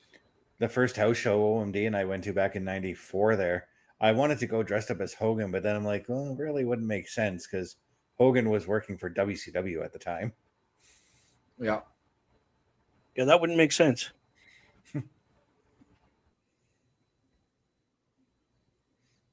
I mean, no one probably would have cared, but Yeah. Well, yeah, because I mean, like we go to CWE shows all the time. We see guys dressed up in WCW, WWE, ECW shirts all the time. Even like if you tuned into Nitro in the '90s during the Monday Night War, we saw people wear it with Austin 316 shirts in the crowd. Yep. We tune in on Raw, we see people with NWO Wolfpack or just straight up NWO shirts. Yep. And that's where That's where I miss Zuzu as a store and San Francisco before that. Yeah, because that you was can get our all that local stuff. place.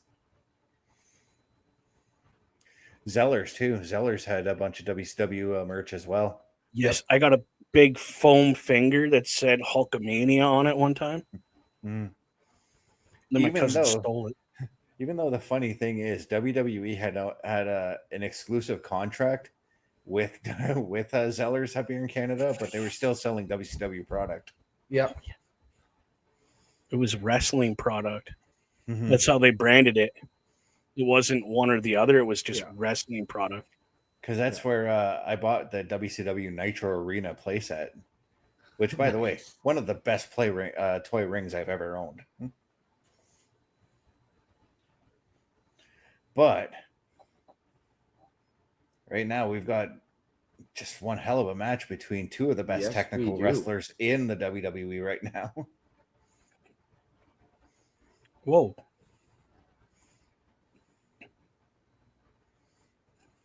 Ooh, she's got some attitude tonight too.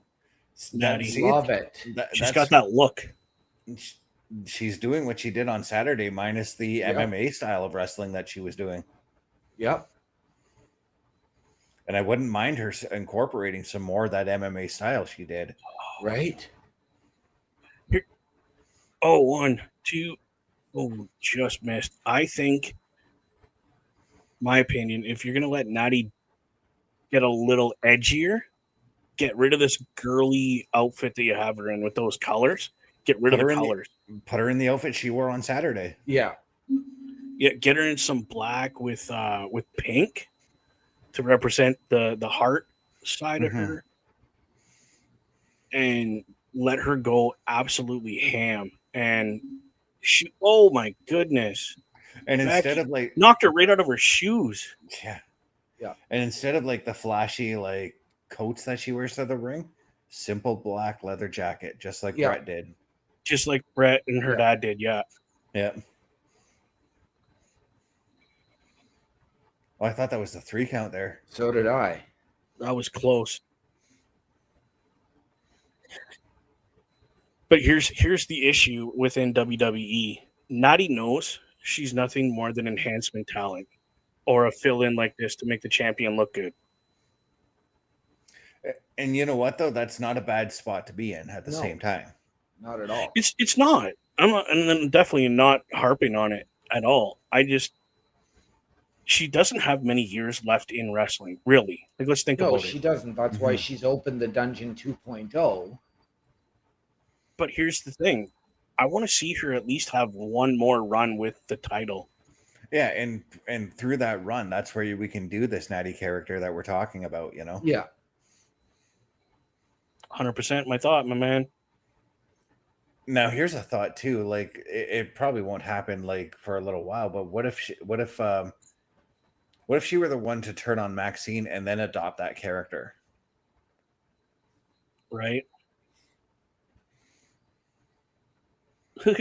Well, yeah, this is where Nikki comes back. There you go. You ask and you shall receive, my friend. And I gotta say, the past few matches Nikki's had, I've actually been impressed by it. Yeah.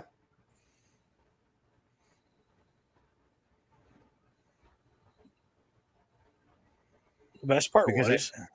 sorry, go ahead. No, you go ahead. The best part about all this is a couple weeks ago, Becky made Nikki Bella here look absolutely foolish on the mic. So this is understandable, the little bit of heat that she's got going now. And this is the thing, too, about Nikki. Yeah, I know we all crapped on her when she was doing the whole Bella Twins thing. But here's the thing. She did come up through the independent circuit. She was a fantastic worker on the independents. So now, like, with the age of women's wrestling that we're in right now, she can show off that talent.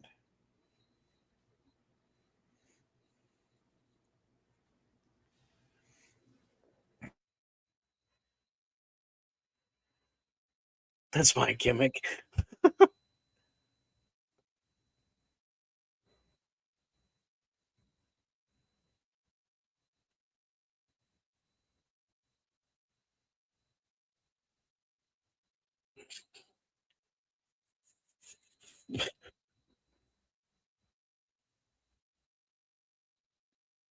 You can't take it anymore.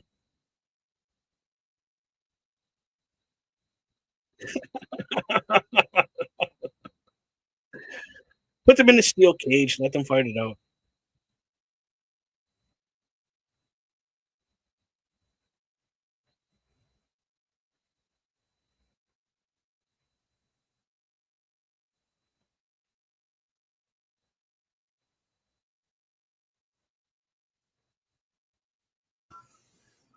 It's going to be a Donnybrook match.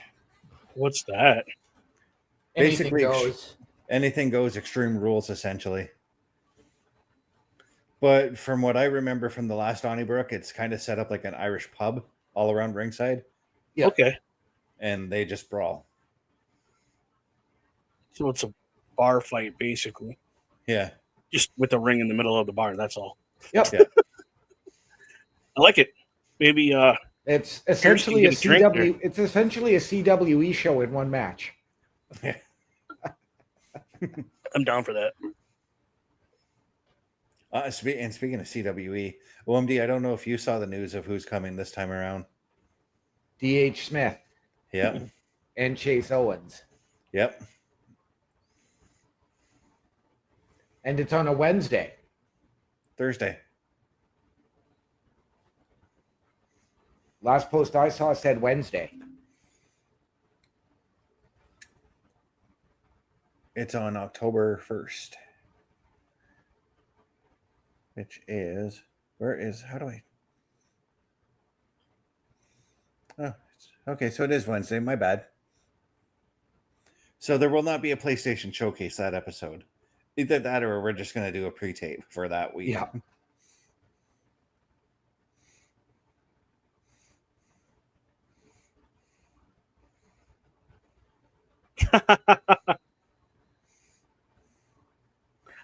Naomi's coming up next. Right on. Yeah. But since it looks like we're going into another commercial break, it is time to showcase everything that's going on with the Turnbuckle Affiliation Program. And just as Uncle Sam says, we want you. The Turnbuckle Affiliation Program is looking for more people. If you have passion level for pro wrestling, sports, videos, games, or something else, then Turnbuckle Studios is the place to be. If you have ever wanted to pursue content creation and want to join our team, then we would love to have you. Check out turnbucklestudios.org or contact us by email today because your future is now, and we want you to tap in.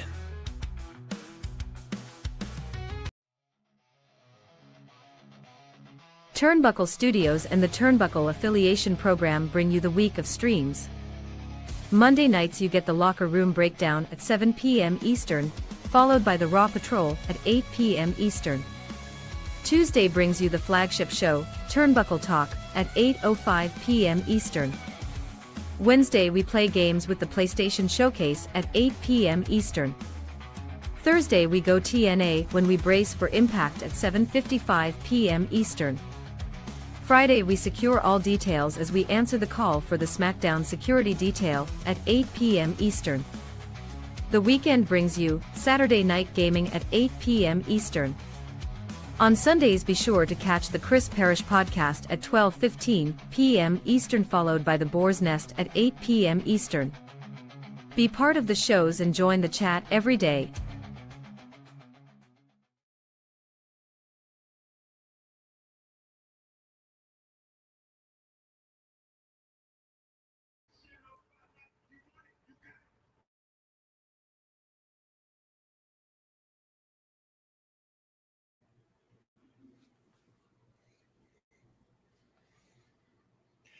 Okay. So for everything you want, all you got to do is just go to turnbucklestudios.org. I got a loop in my ear, dude. Okay, so for everything you want from us, visit turnbucklestudios.org. Ladies and gentlemen, there is a place to meet the team. Chris Best, myself, Bubba Duke, the godfather of it all, Carl Carafel, Chris Parrish. If you want to help us out behind the scenes, get your break in podcasting or content creation, visit the website, email us, and we will gladly help you on your journey. We are a family at Turnbuckle Studios and the Turnbuckle Affiliation Program. So, ladies and gentlemen, please come join us.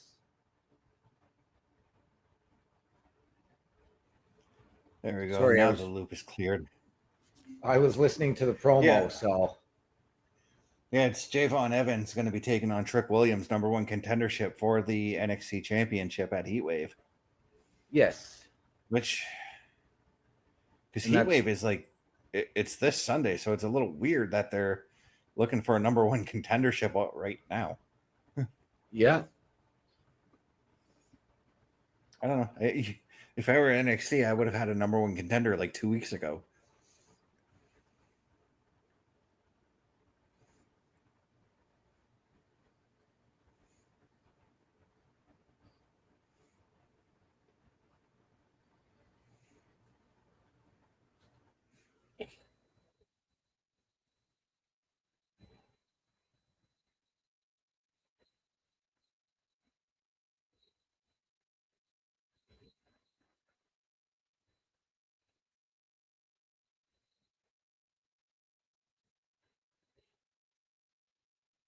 Nobody wants anything to do with Punk. Wow. But once again, Punk is right. I think the three of them do need to unite against the Vision. Otherwise, they're just going to run roughshod over them. Yep. Yeah. And I think we're going to see that proof tonight. I get a feeling we're going to see Bronson Reed. We're going to see Seth Rollins show up. And that's where Seth and LA are going to show up to help out Jey and then realize, oh, wait, maybe we should be a team up until Clash in Paris. Yep. You called it best. Adam Pearce is in the ring.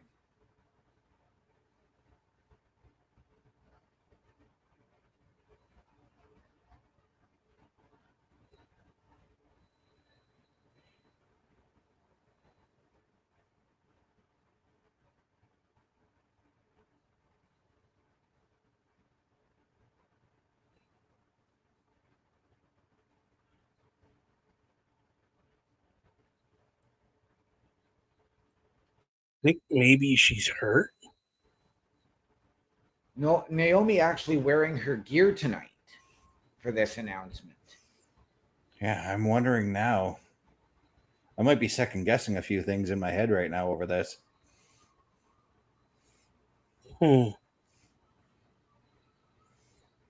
we see her issue an open challenge to vacate the title? Well, here's the thing right now. She's got a custom championship in her hand. Yeah, that's very customized. You don't do custom championships and then forfeit the belt. But this could be another situation.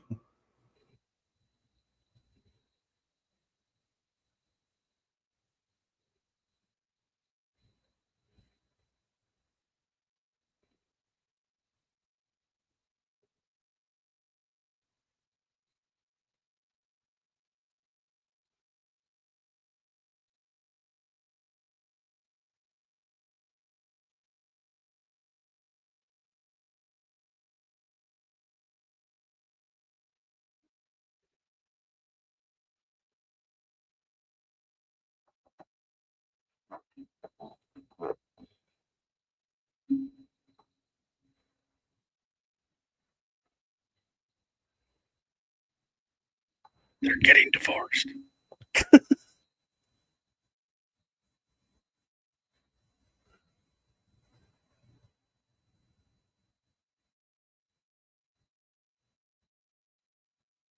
Oh, dude, she's pregnant. Good for them. Congratulations.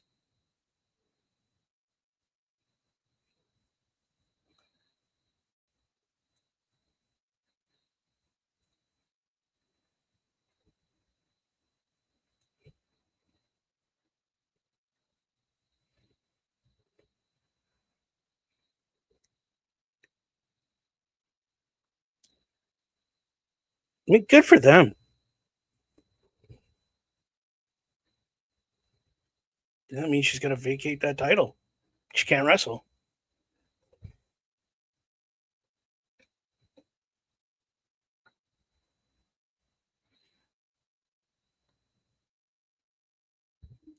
She doesn't look happy about it.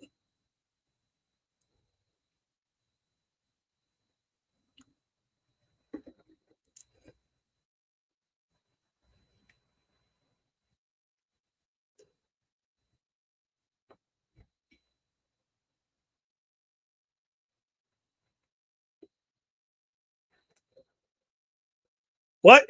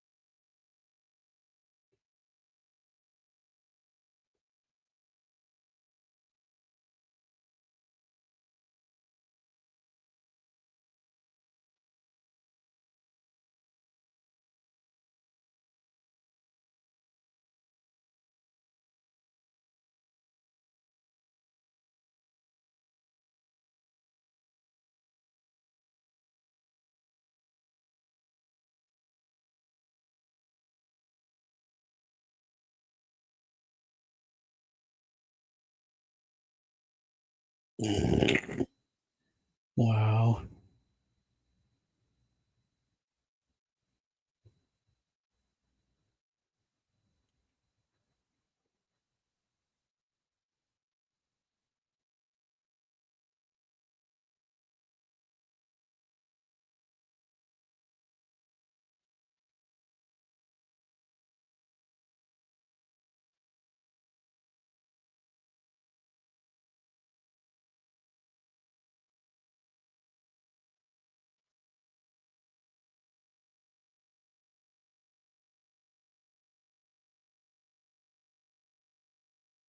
Wow, I think she's lost her mind.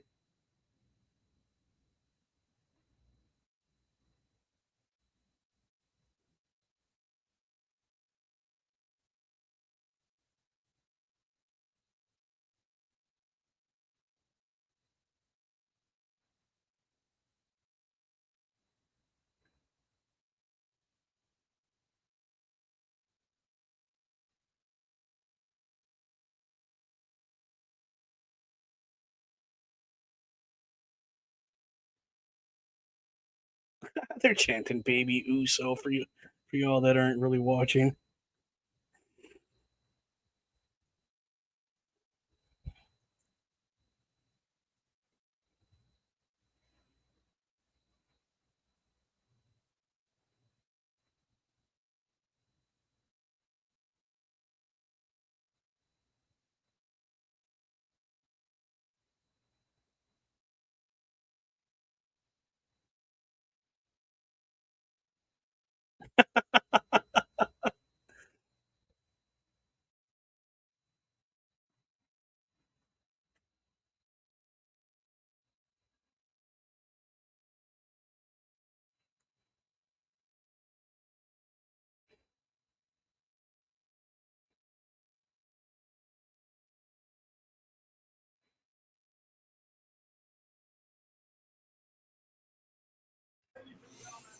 I just got to say, congratulations to Trinity Fatu, Naomi. I loved how she went back and forth between Trinity and Naomi. Yeah. That was epic.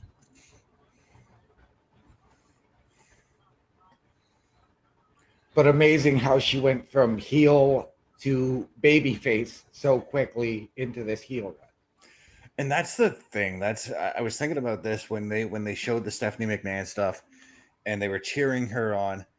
We as fans know when to boo and when to cheer a wrestler, like a proper wrestling fan, I should say.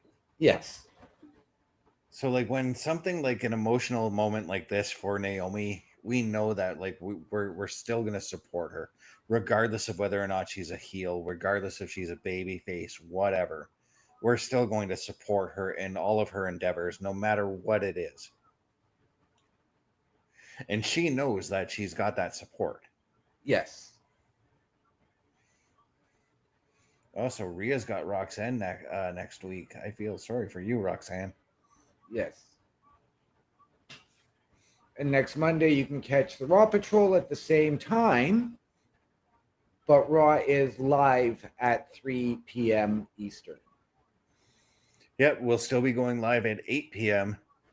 So you can expect actually over the next little couple weeks a much shorter episode of Raw and the SmackDown Security Detail as well. Yes. John Cena going to be live in Dublin, Ireland this Friday.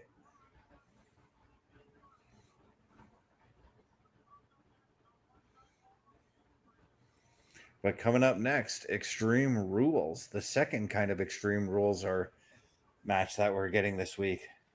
Yes.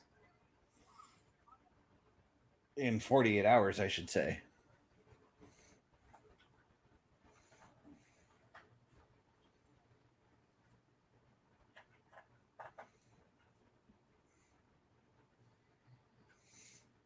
By the way, like as soon as I said Extreme Rules, I started thinking about the AAA Tag Team Title match there, and I thought of like when Psycho Clown and his partner there were celebrating, and how the rest of they called the stable the Psycho Circus and as a stable. In my head, I'm like, wouldn't it be cool if they came out to Psycho Circus by Kiss? Right.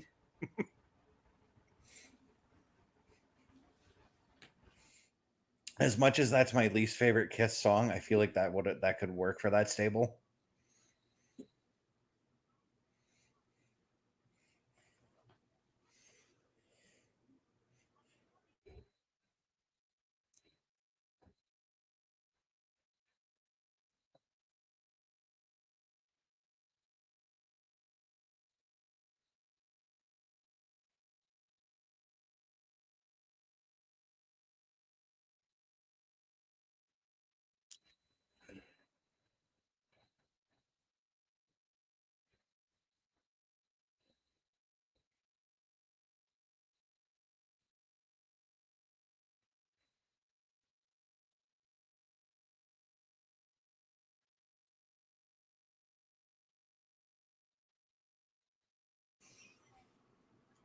How about this, Nikki Bella?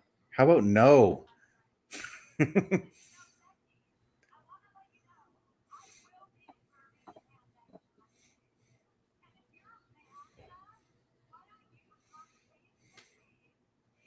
Pretty sure OMD would like to see his Dolphins win a Super Bowl. And I'm pretty sure I'd like to see my Bengals win a Super Bowl.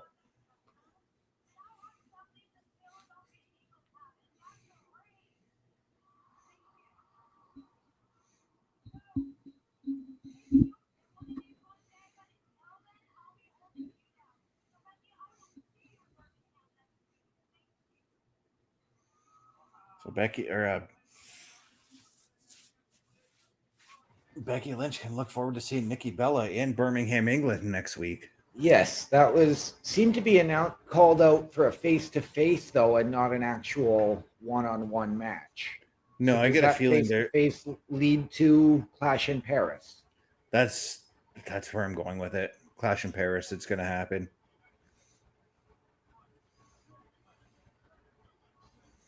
And speaking of Clash in Paris, there will be a PLE patrol for that one. Bubba, if you're okay with that, because it is on a Sunday night and it does run with when's that? The 31st. Yeah. 31st of this month, right? This month. Yeah.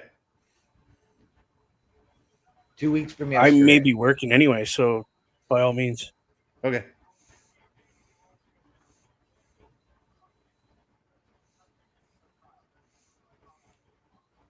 Ooh. 6 feet under with the Undertaker with Bully Ray on the show. Or Bubba Ray. Bully.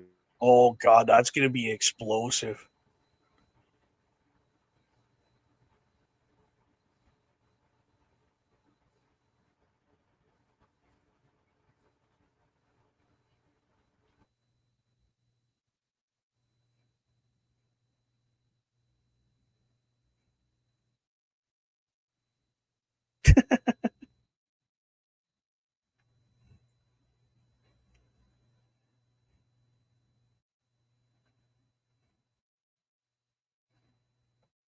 Oh, that was crazy.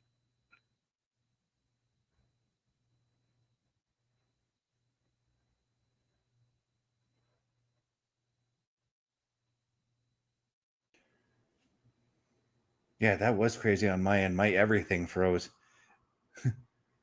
My Netflix froze right when it turned and we saw Dom and Americano standing together. So I did not catch anything they said.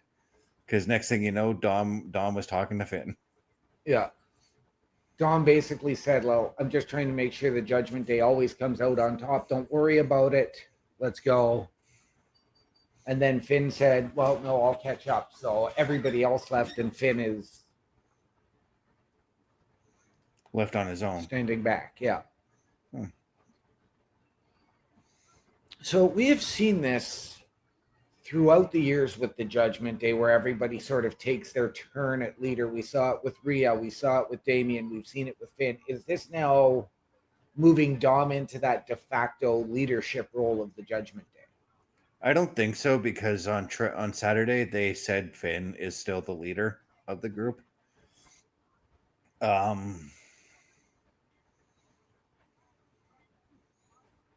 It is a little bit hard to say, though, at the same time, because now I'm kind of curious as to why Finn is going to stay behind.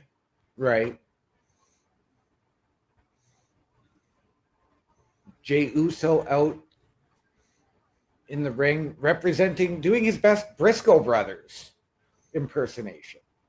Well, I was going to say he's channeling his inner Raven when he brought the shopping cart full of weapons to the ring. That too. And I do mean Jay and Mark Briscoe, not Jerry Briscoe. And Jack. Yeah. I almost forgot.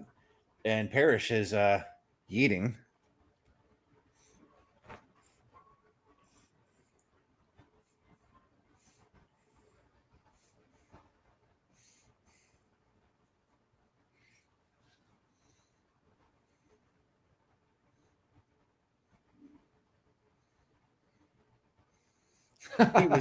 he was buying baby clothes for Big Brother Jim. Yeah, that's the whole reason why he's got the shopping cart.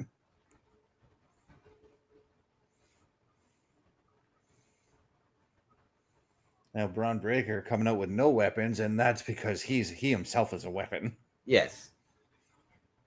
So do we see Jimmy Uso Friday on SmackDown come out wearing a Baby Uso t-shirt?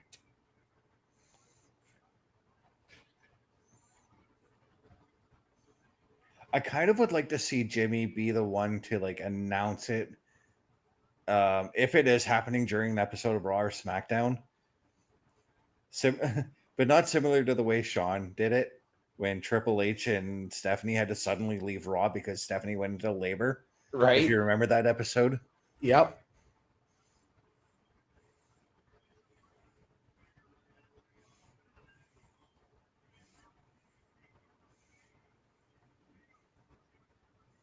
And I remember that episode very well because we had Todd Grisham showing up and giving us like round by round updates on Stephanie.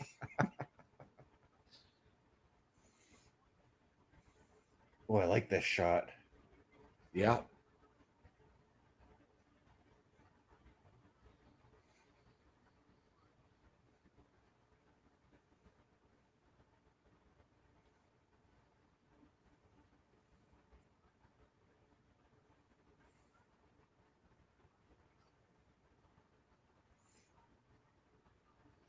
As I mentioned Todd Grisham, my brain just suddenly wondered, what's he doing these days?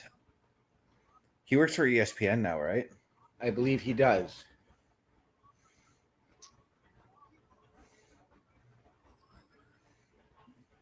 Is he going to become the host for ESPN when the WWE moves their PLEs in the US to that network?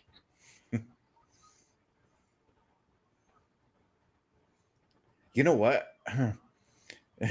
Parrish is coming in saying Big Jim proceeded with no caution and now is feeling the glow. Well, Naomi said he likes to Netflix and chill.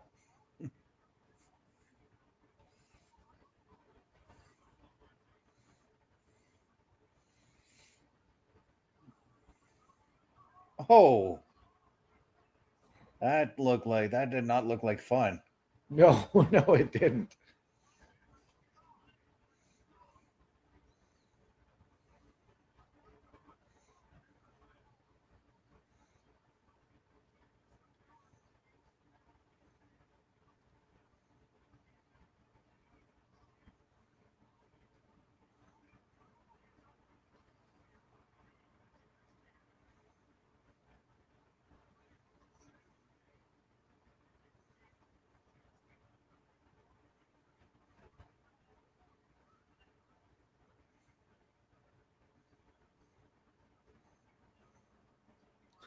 Oh, jeez, Parrish.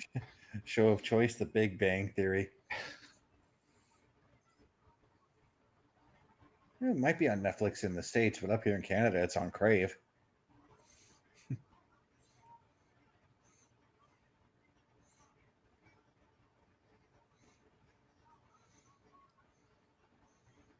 And Jay pulling out the Slim Jim table. You know, if you let R-Truth name the baby, it would be Little Jimmy.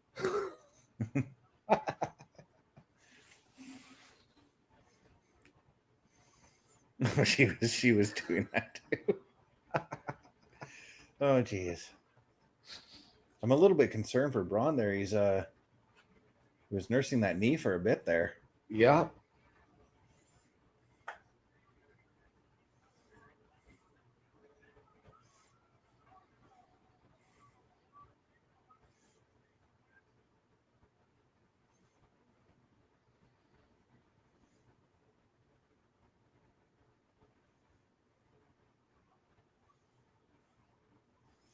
Then again, the spill he took onto that cart, I'd be nursing my knee for a little while too. Yep.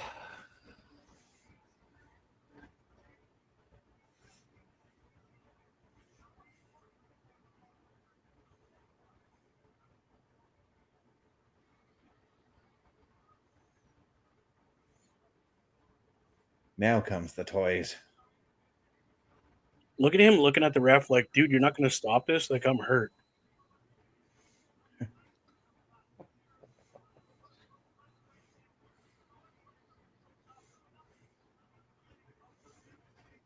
Yeah, he was kind of doing that, like, you're not going to stop this. I'm hurt. I don't, like, as if to say, I don't want to do this match. He's actually fine. You know what I mean? Yeah.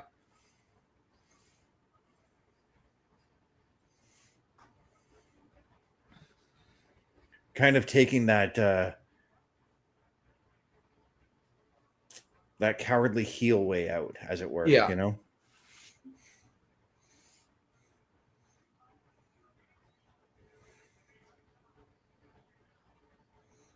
But he did sneak back into the ring over there and grab a chair, so I don't know. Could be playing it up. Yeah, he's got himself a chair right now.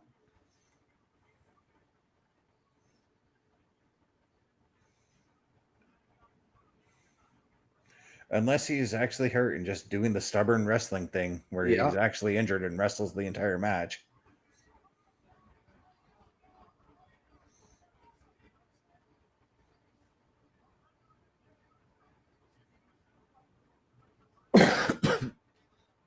You know, it's not something that we would ever see in WWE, but could we get a fans bring the weapons match, please? Like we saw in ECW back in the day. You know, like we see in GCW at like every show. Yeah.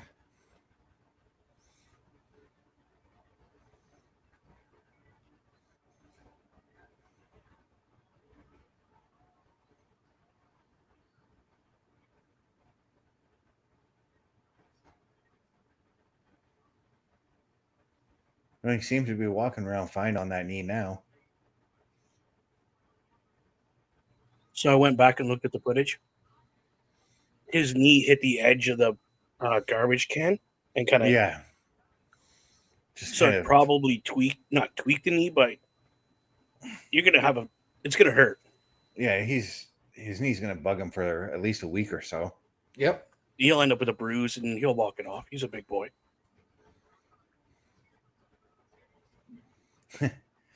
What do you mean? They have brought prosthetic legs during ladder matches. Yeah, they Yes, have. they have. Zach Gowen.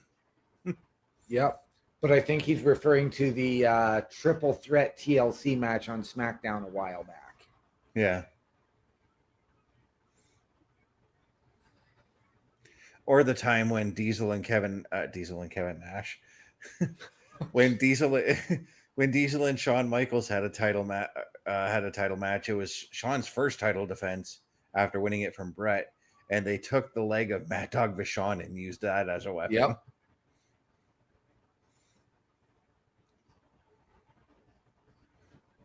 It was just a ladder match. It wasn't TLC.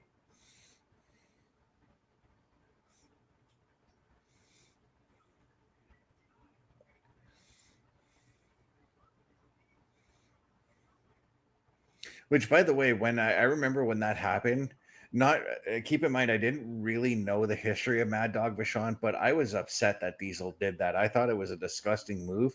Right. But in retrospect and knowing what Mad Dog Vachon was as a wrestler, I'm like, oh, okay, that makes sense. Yep.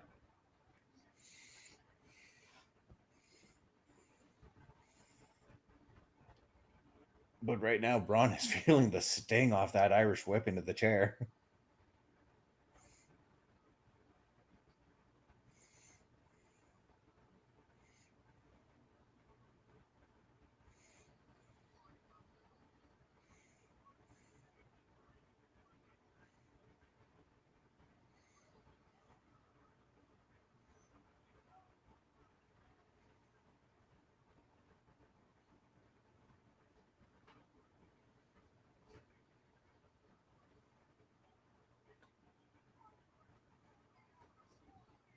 Oof. Talk about wrestlers who can do good inside out. Jey Uso is one of them. Yeah. Then again, the guy who did the best inside outs ever is his dad, Rikishi. Yeah.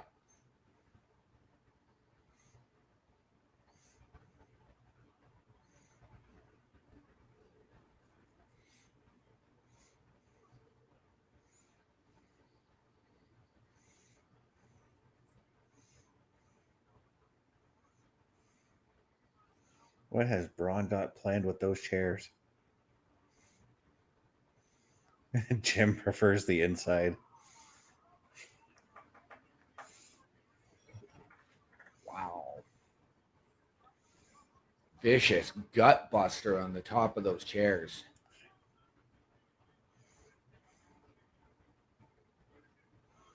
Oh, that's going to cave your chest in. Yep.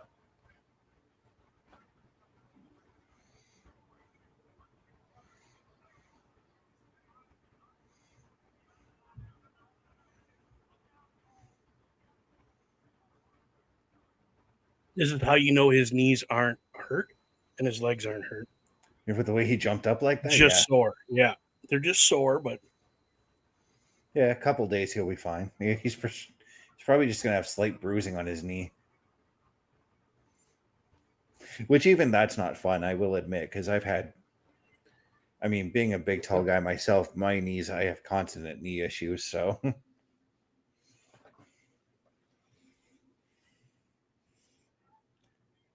And not long ago, I did accidentally bruise my knee off of my shower, so...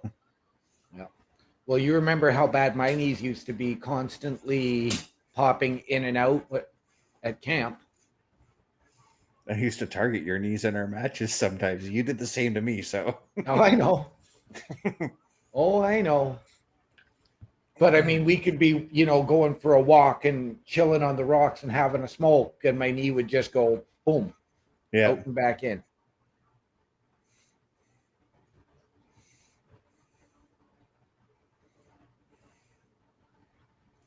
Fuck, hell, even that one day when you and I were driving around town trying to look for, I forget what we were looking for. We had to go to the Dollaramas around town. But I remember I heard your knee popping a couple of times, just like switching between gas and the brake. Yep.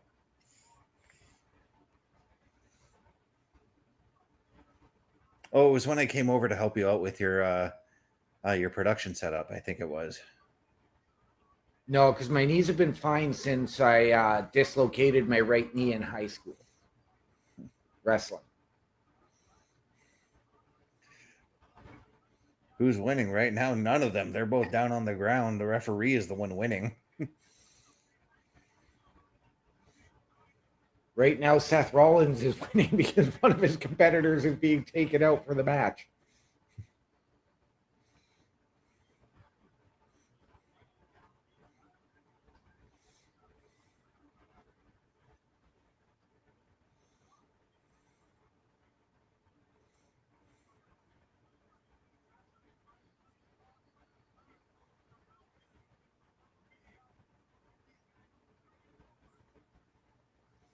Oh, is Jey looking for the Uso splash?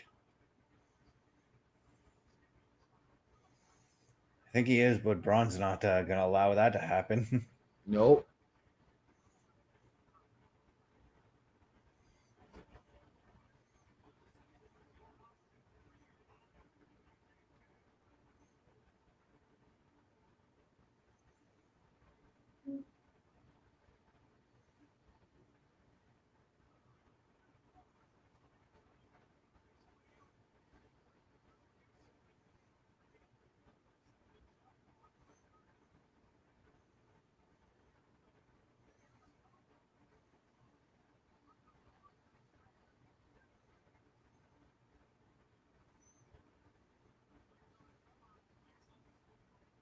Braun trying to look for a superplex, but Jey fighting out of it.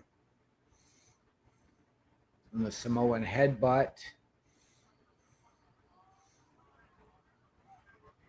Well, Frankensteiner off the top rope, that ought to do it. And Jey just narrowly missing those chairs.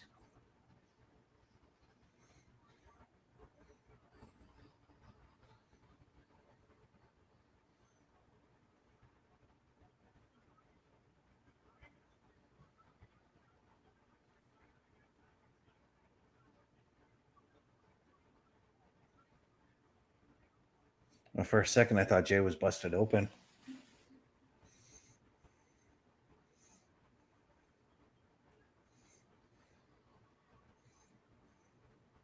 He is on top of his nose right here, right on the bridge. That's.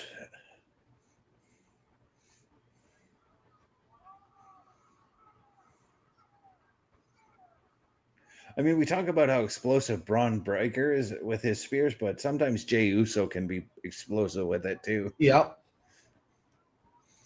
Jay's was just a spear out of nowhere. That's what I mean, dude.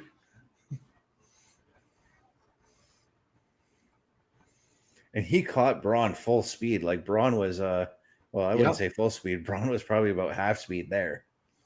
Because when Braun gets to full speed, it's scary. Yep.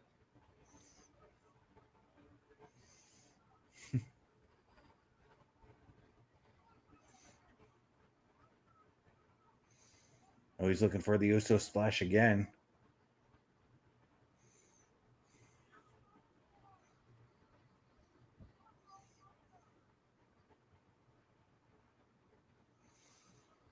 Yeah, I kind of figured Bronson was going to make his way out and take the referee shoe. And then whacked him with it.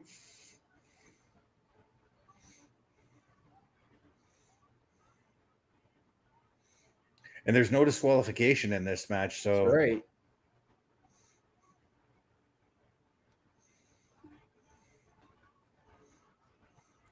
And here comes LA Knight. Yeah.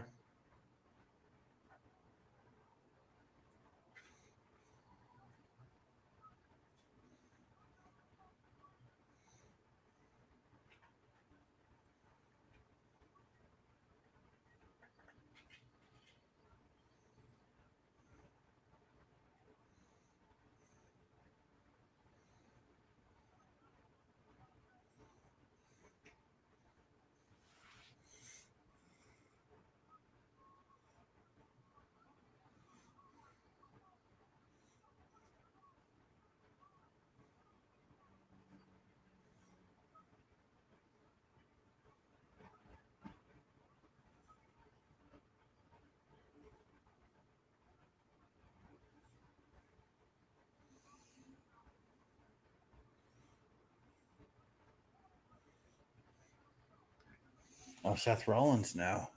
Sorry, I was handling something on our Twitch channel. Yeah, Seth Rollins back and just hit a pedigree on Jey.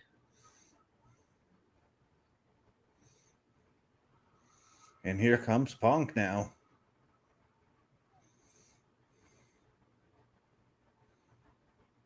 Well, for a second, I thought Punk wasn't going to come out that way because it seemed like he was a little bit late, just slightly.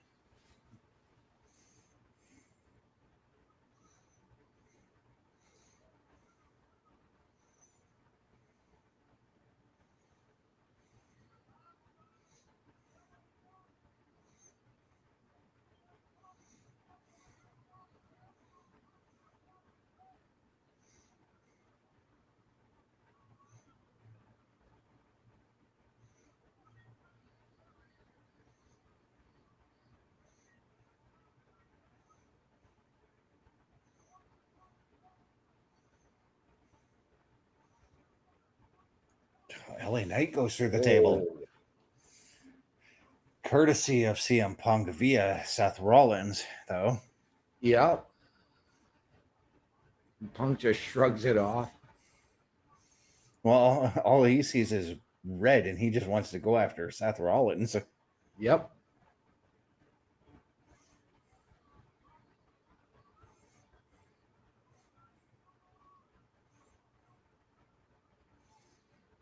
Meanwhile, Braun's like, oh, yeah, we have a match.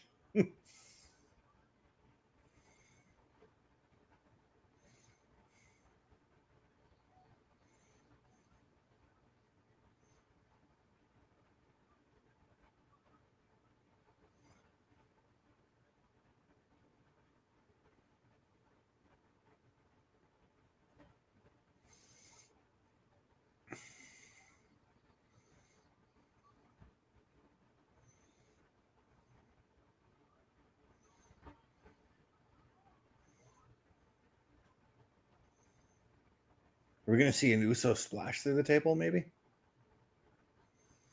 I'm thinking so. Nope, there's Bronson.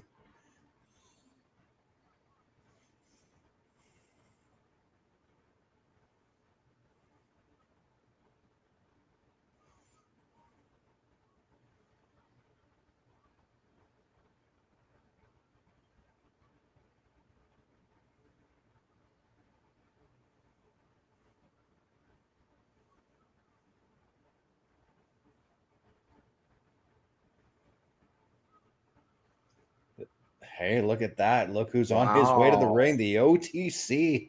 We've got to acknowledge him.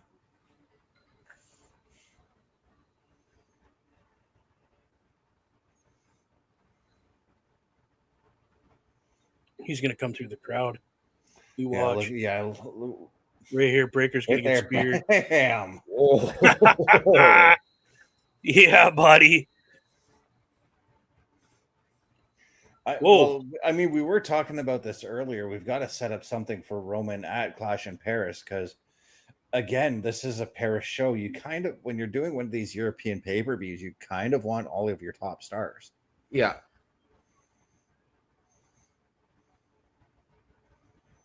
I mean, yeah, they've got John Cena there. Cody Rhodes is more than likely going to be on the show.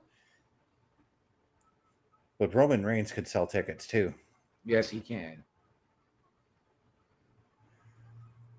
And Jey takes the win courtesy of the walrus splash through the table. Yes. And when we all said that it didn't really make sense for Roman to be here, despite a reported appearance, we got that reported appearance. Well, we did say that, but then moments later we were like, oh, wait a minute. Bronson Reed has the Shula Fala.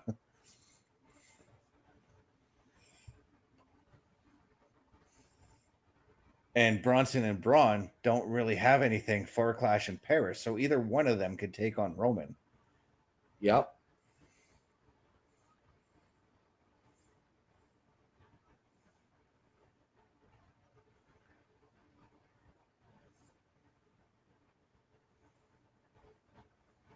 And that's what it's looking like. Because if you look at who's yelling at who, we've got Bronson and Roman yelling at each other.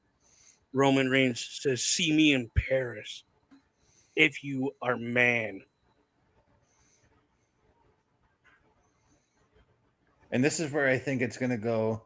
Roman and Bronson at Clash in Paris. Whichever the next pay-per-view is. Roman's going to take on Bron Breakker. Crown Jewel, more than likely. Yep. And then it's very possible Roman and Seth at Survivor Series. Yeah. Unless that's leading to War Games with Roman and whomever taking on Seth's group. Yeah. Dude, that was super intense. Could this be in this situation? We saw it last year at Survivor Series, but could we have Tama Tonga come back on Raw and join Roman's group? It's a possibility. That there is a possibility because we don't even know what Tama Tonga's affiliations are right now. But at the same time, Bubba and I discussed the idea of breaking up Tama and Tonga Loa, and it's like Bubba, you yourself said it doesn't make sense to split up the Gorillas of Destiny. So no, it really doesn't. But if it's what's best for the storyline because of loyalties, it makes sense then. Because one's loyal to Solo, one's going to be loyal to Roman. You know what I mean? Like it's going to, it'll make sense. But if it's just to do it, no. Yeah, and here's the other thing too, like, because they on SmackDown, they've announced that they're going after the tag titles, the MFTs have. Yeah. And the more fitting choice would be JC and Tonga Loa to go after the titles. Yes. Yeah. So, however, let's not forget that prior to their leaving New Japan, Hikuleo was also a member of the GOD. Mm-hmm. and him and Tonga being half brothers also makes sense. I know that Hikuleo Talatonga was brought in to be sort of the enforcer, but I think that, you know what, that might be a role more befitting a JC. And when you can get Solo back to that world title opportunity, you can put the U.S. Championship on JC. That's a possibility, but you know what else is a possibility? We're at the end of the show here, so why don't we go around and let everybody know what we thought of the show and where they can find us, starting with you, Bubba. Starting with me. Okay. No, it was a good show, dude. Happy to hear the great news for the Fatu family. Congratulations, Jimmy and Naomi. Can't wait for Naomi to get back and continue what she's doing. Yeah, no, it was a great show. The women's matches tonight were awesome. Again, they stood out. You let the women kick the show off. They set that bar to a whole different level every week. It just keeps getting set higher and higher and higher, and I'm excited for the women's wrestling. You guys want to check me out? I'll be live Thursday night, 7:55. Check me out, though. It'll be on YouTube. It'll be Bubba Duke Show, and over on Twitch, Boris Nest with Bubba Duke. All right, OMD, my brother. Oh, first and foremost, it was great to be back with you clowns here on the Raw Patrol. Always nice to come back after that hiatus. The show was fantastic. Bubba, you touched on it. The women's matches elevated it. For me, the match of the night was still Raquel Rodriguez and IYO Sky. But even the segments in the back that they were involved in with then Rhea Ripley, all of that, Becky and Natty. Raw, I'm going to say this, has been very, very female heavy, and I am here for it over the last little while, and that is fantastic. For me, ladies and gentlemen, if you're looking for me, you can find me at my Linktree, linktr.ee/OMD show. And Mr. Best, your thoughts tonight? Yeah, I'm 100% with you guys. I think the females did steal the show tonight. That IYO Sky, the IYO Sky match kind of had me on the edge of my seat, and I'm like, there were moments in the match where, yeah, I was distracted, but I'm like, wait a minute here. We've got a great match going on here. Let's focus in on this one. And I always say this for PLEs, but this might be a Raw that I go back and rewatch somewhere down the line. Yes. And as you guys know, when I say something like that, that means it was a good show. Yep. But if you want to find me, you can look for me at my Linktree, LANKT. Oh, I think we lost his audio there, ladies and gentlemen. We did. Oh, did we? TR.E/Chris_best83. Check him there. Best, do we have you back, son? Yeah. I was saying wait 1 minute because I was fixing it. But yeah, you can find me at my link. Yeah. You can find me at my Linktree again. We're going to say it again, linktr.ee/Chris_best83. Tomorrow night, guys, you find me on Turnbuckle Talk, 8:05 p.m. Eastern, alongside this man beside me, OMD. We're going to be more than likely covering the Naomi story tomorrow. That's more than likely going to be one of the stories. OMD, let's see if you're still in practice for this. What are those famous words we like to go out on? Ladies and gentlemen, the world is a scary place. Take care of each other. From all of us here at Turnbuckle Studios and the Turnbuckle Affiliation Program, to those of you out there wherever you are, good night, good luck, we out.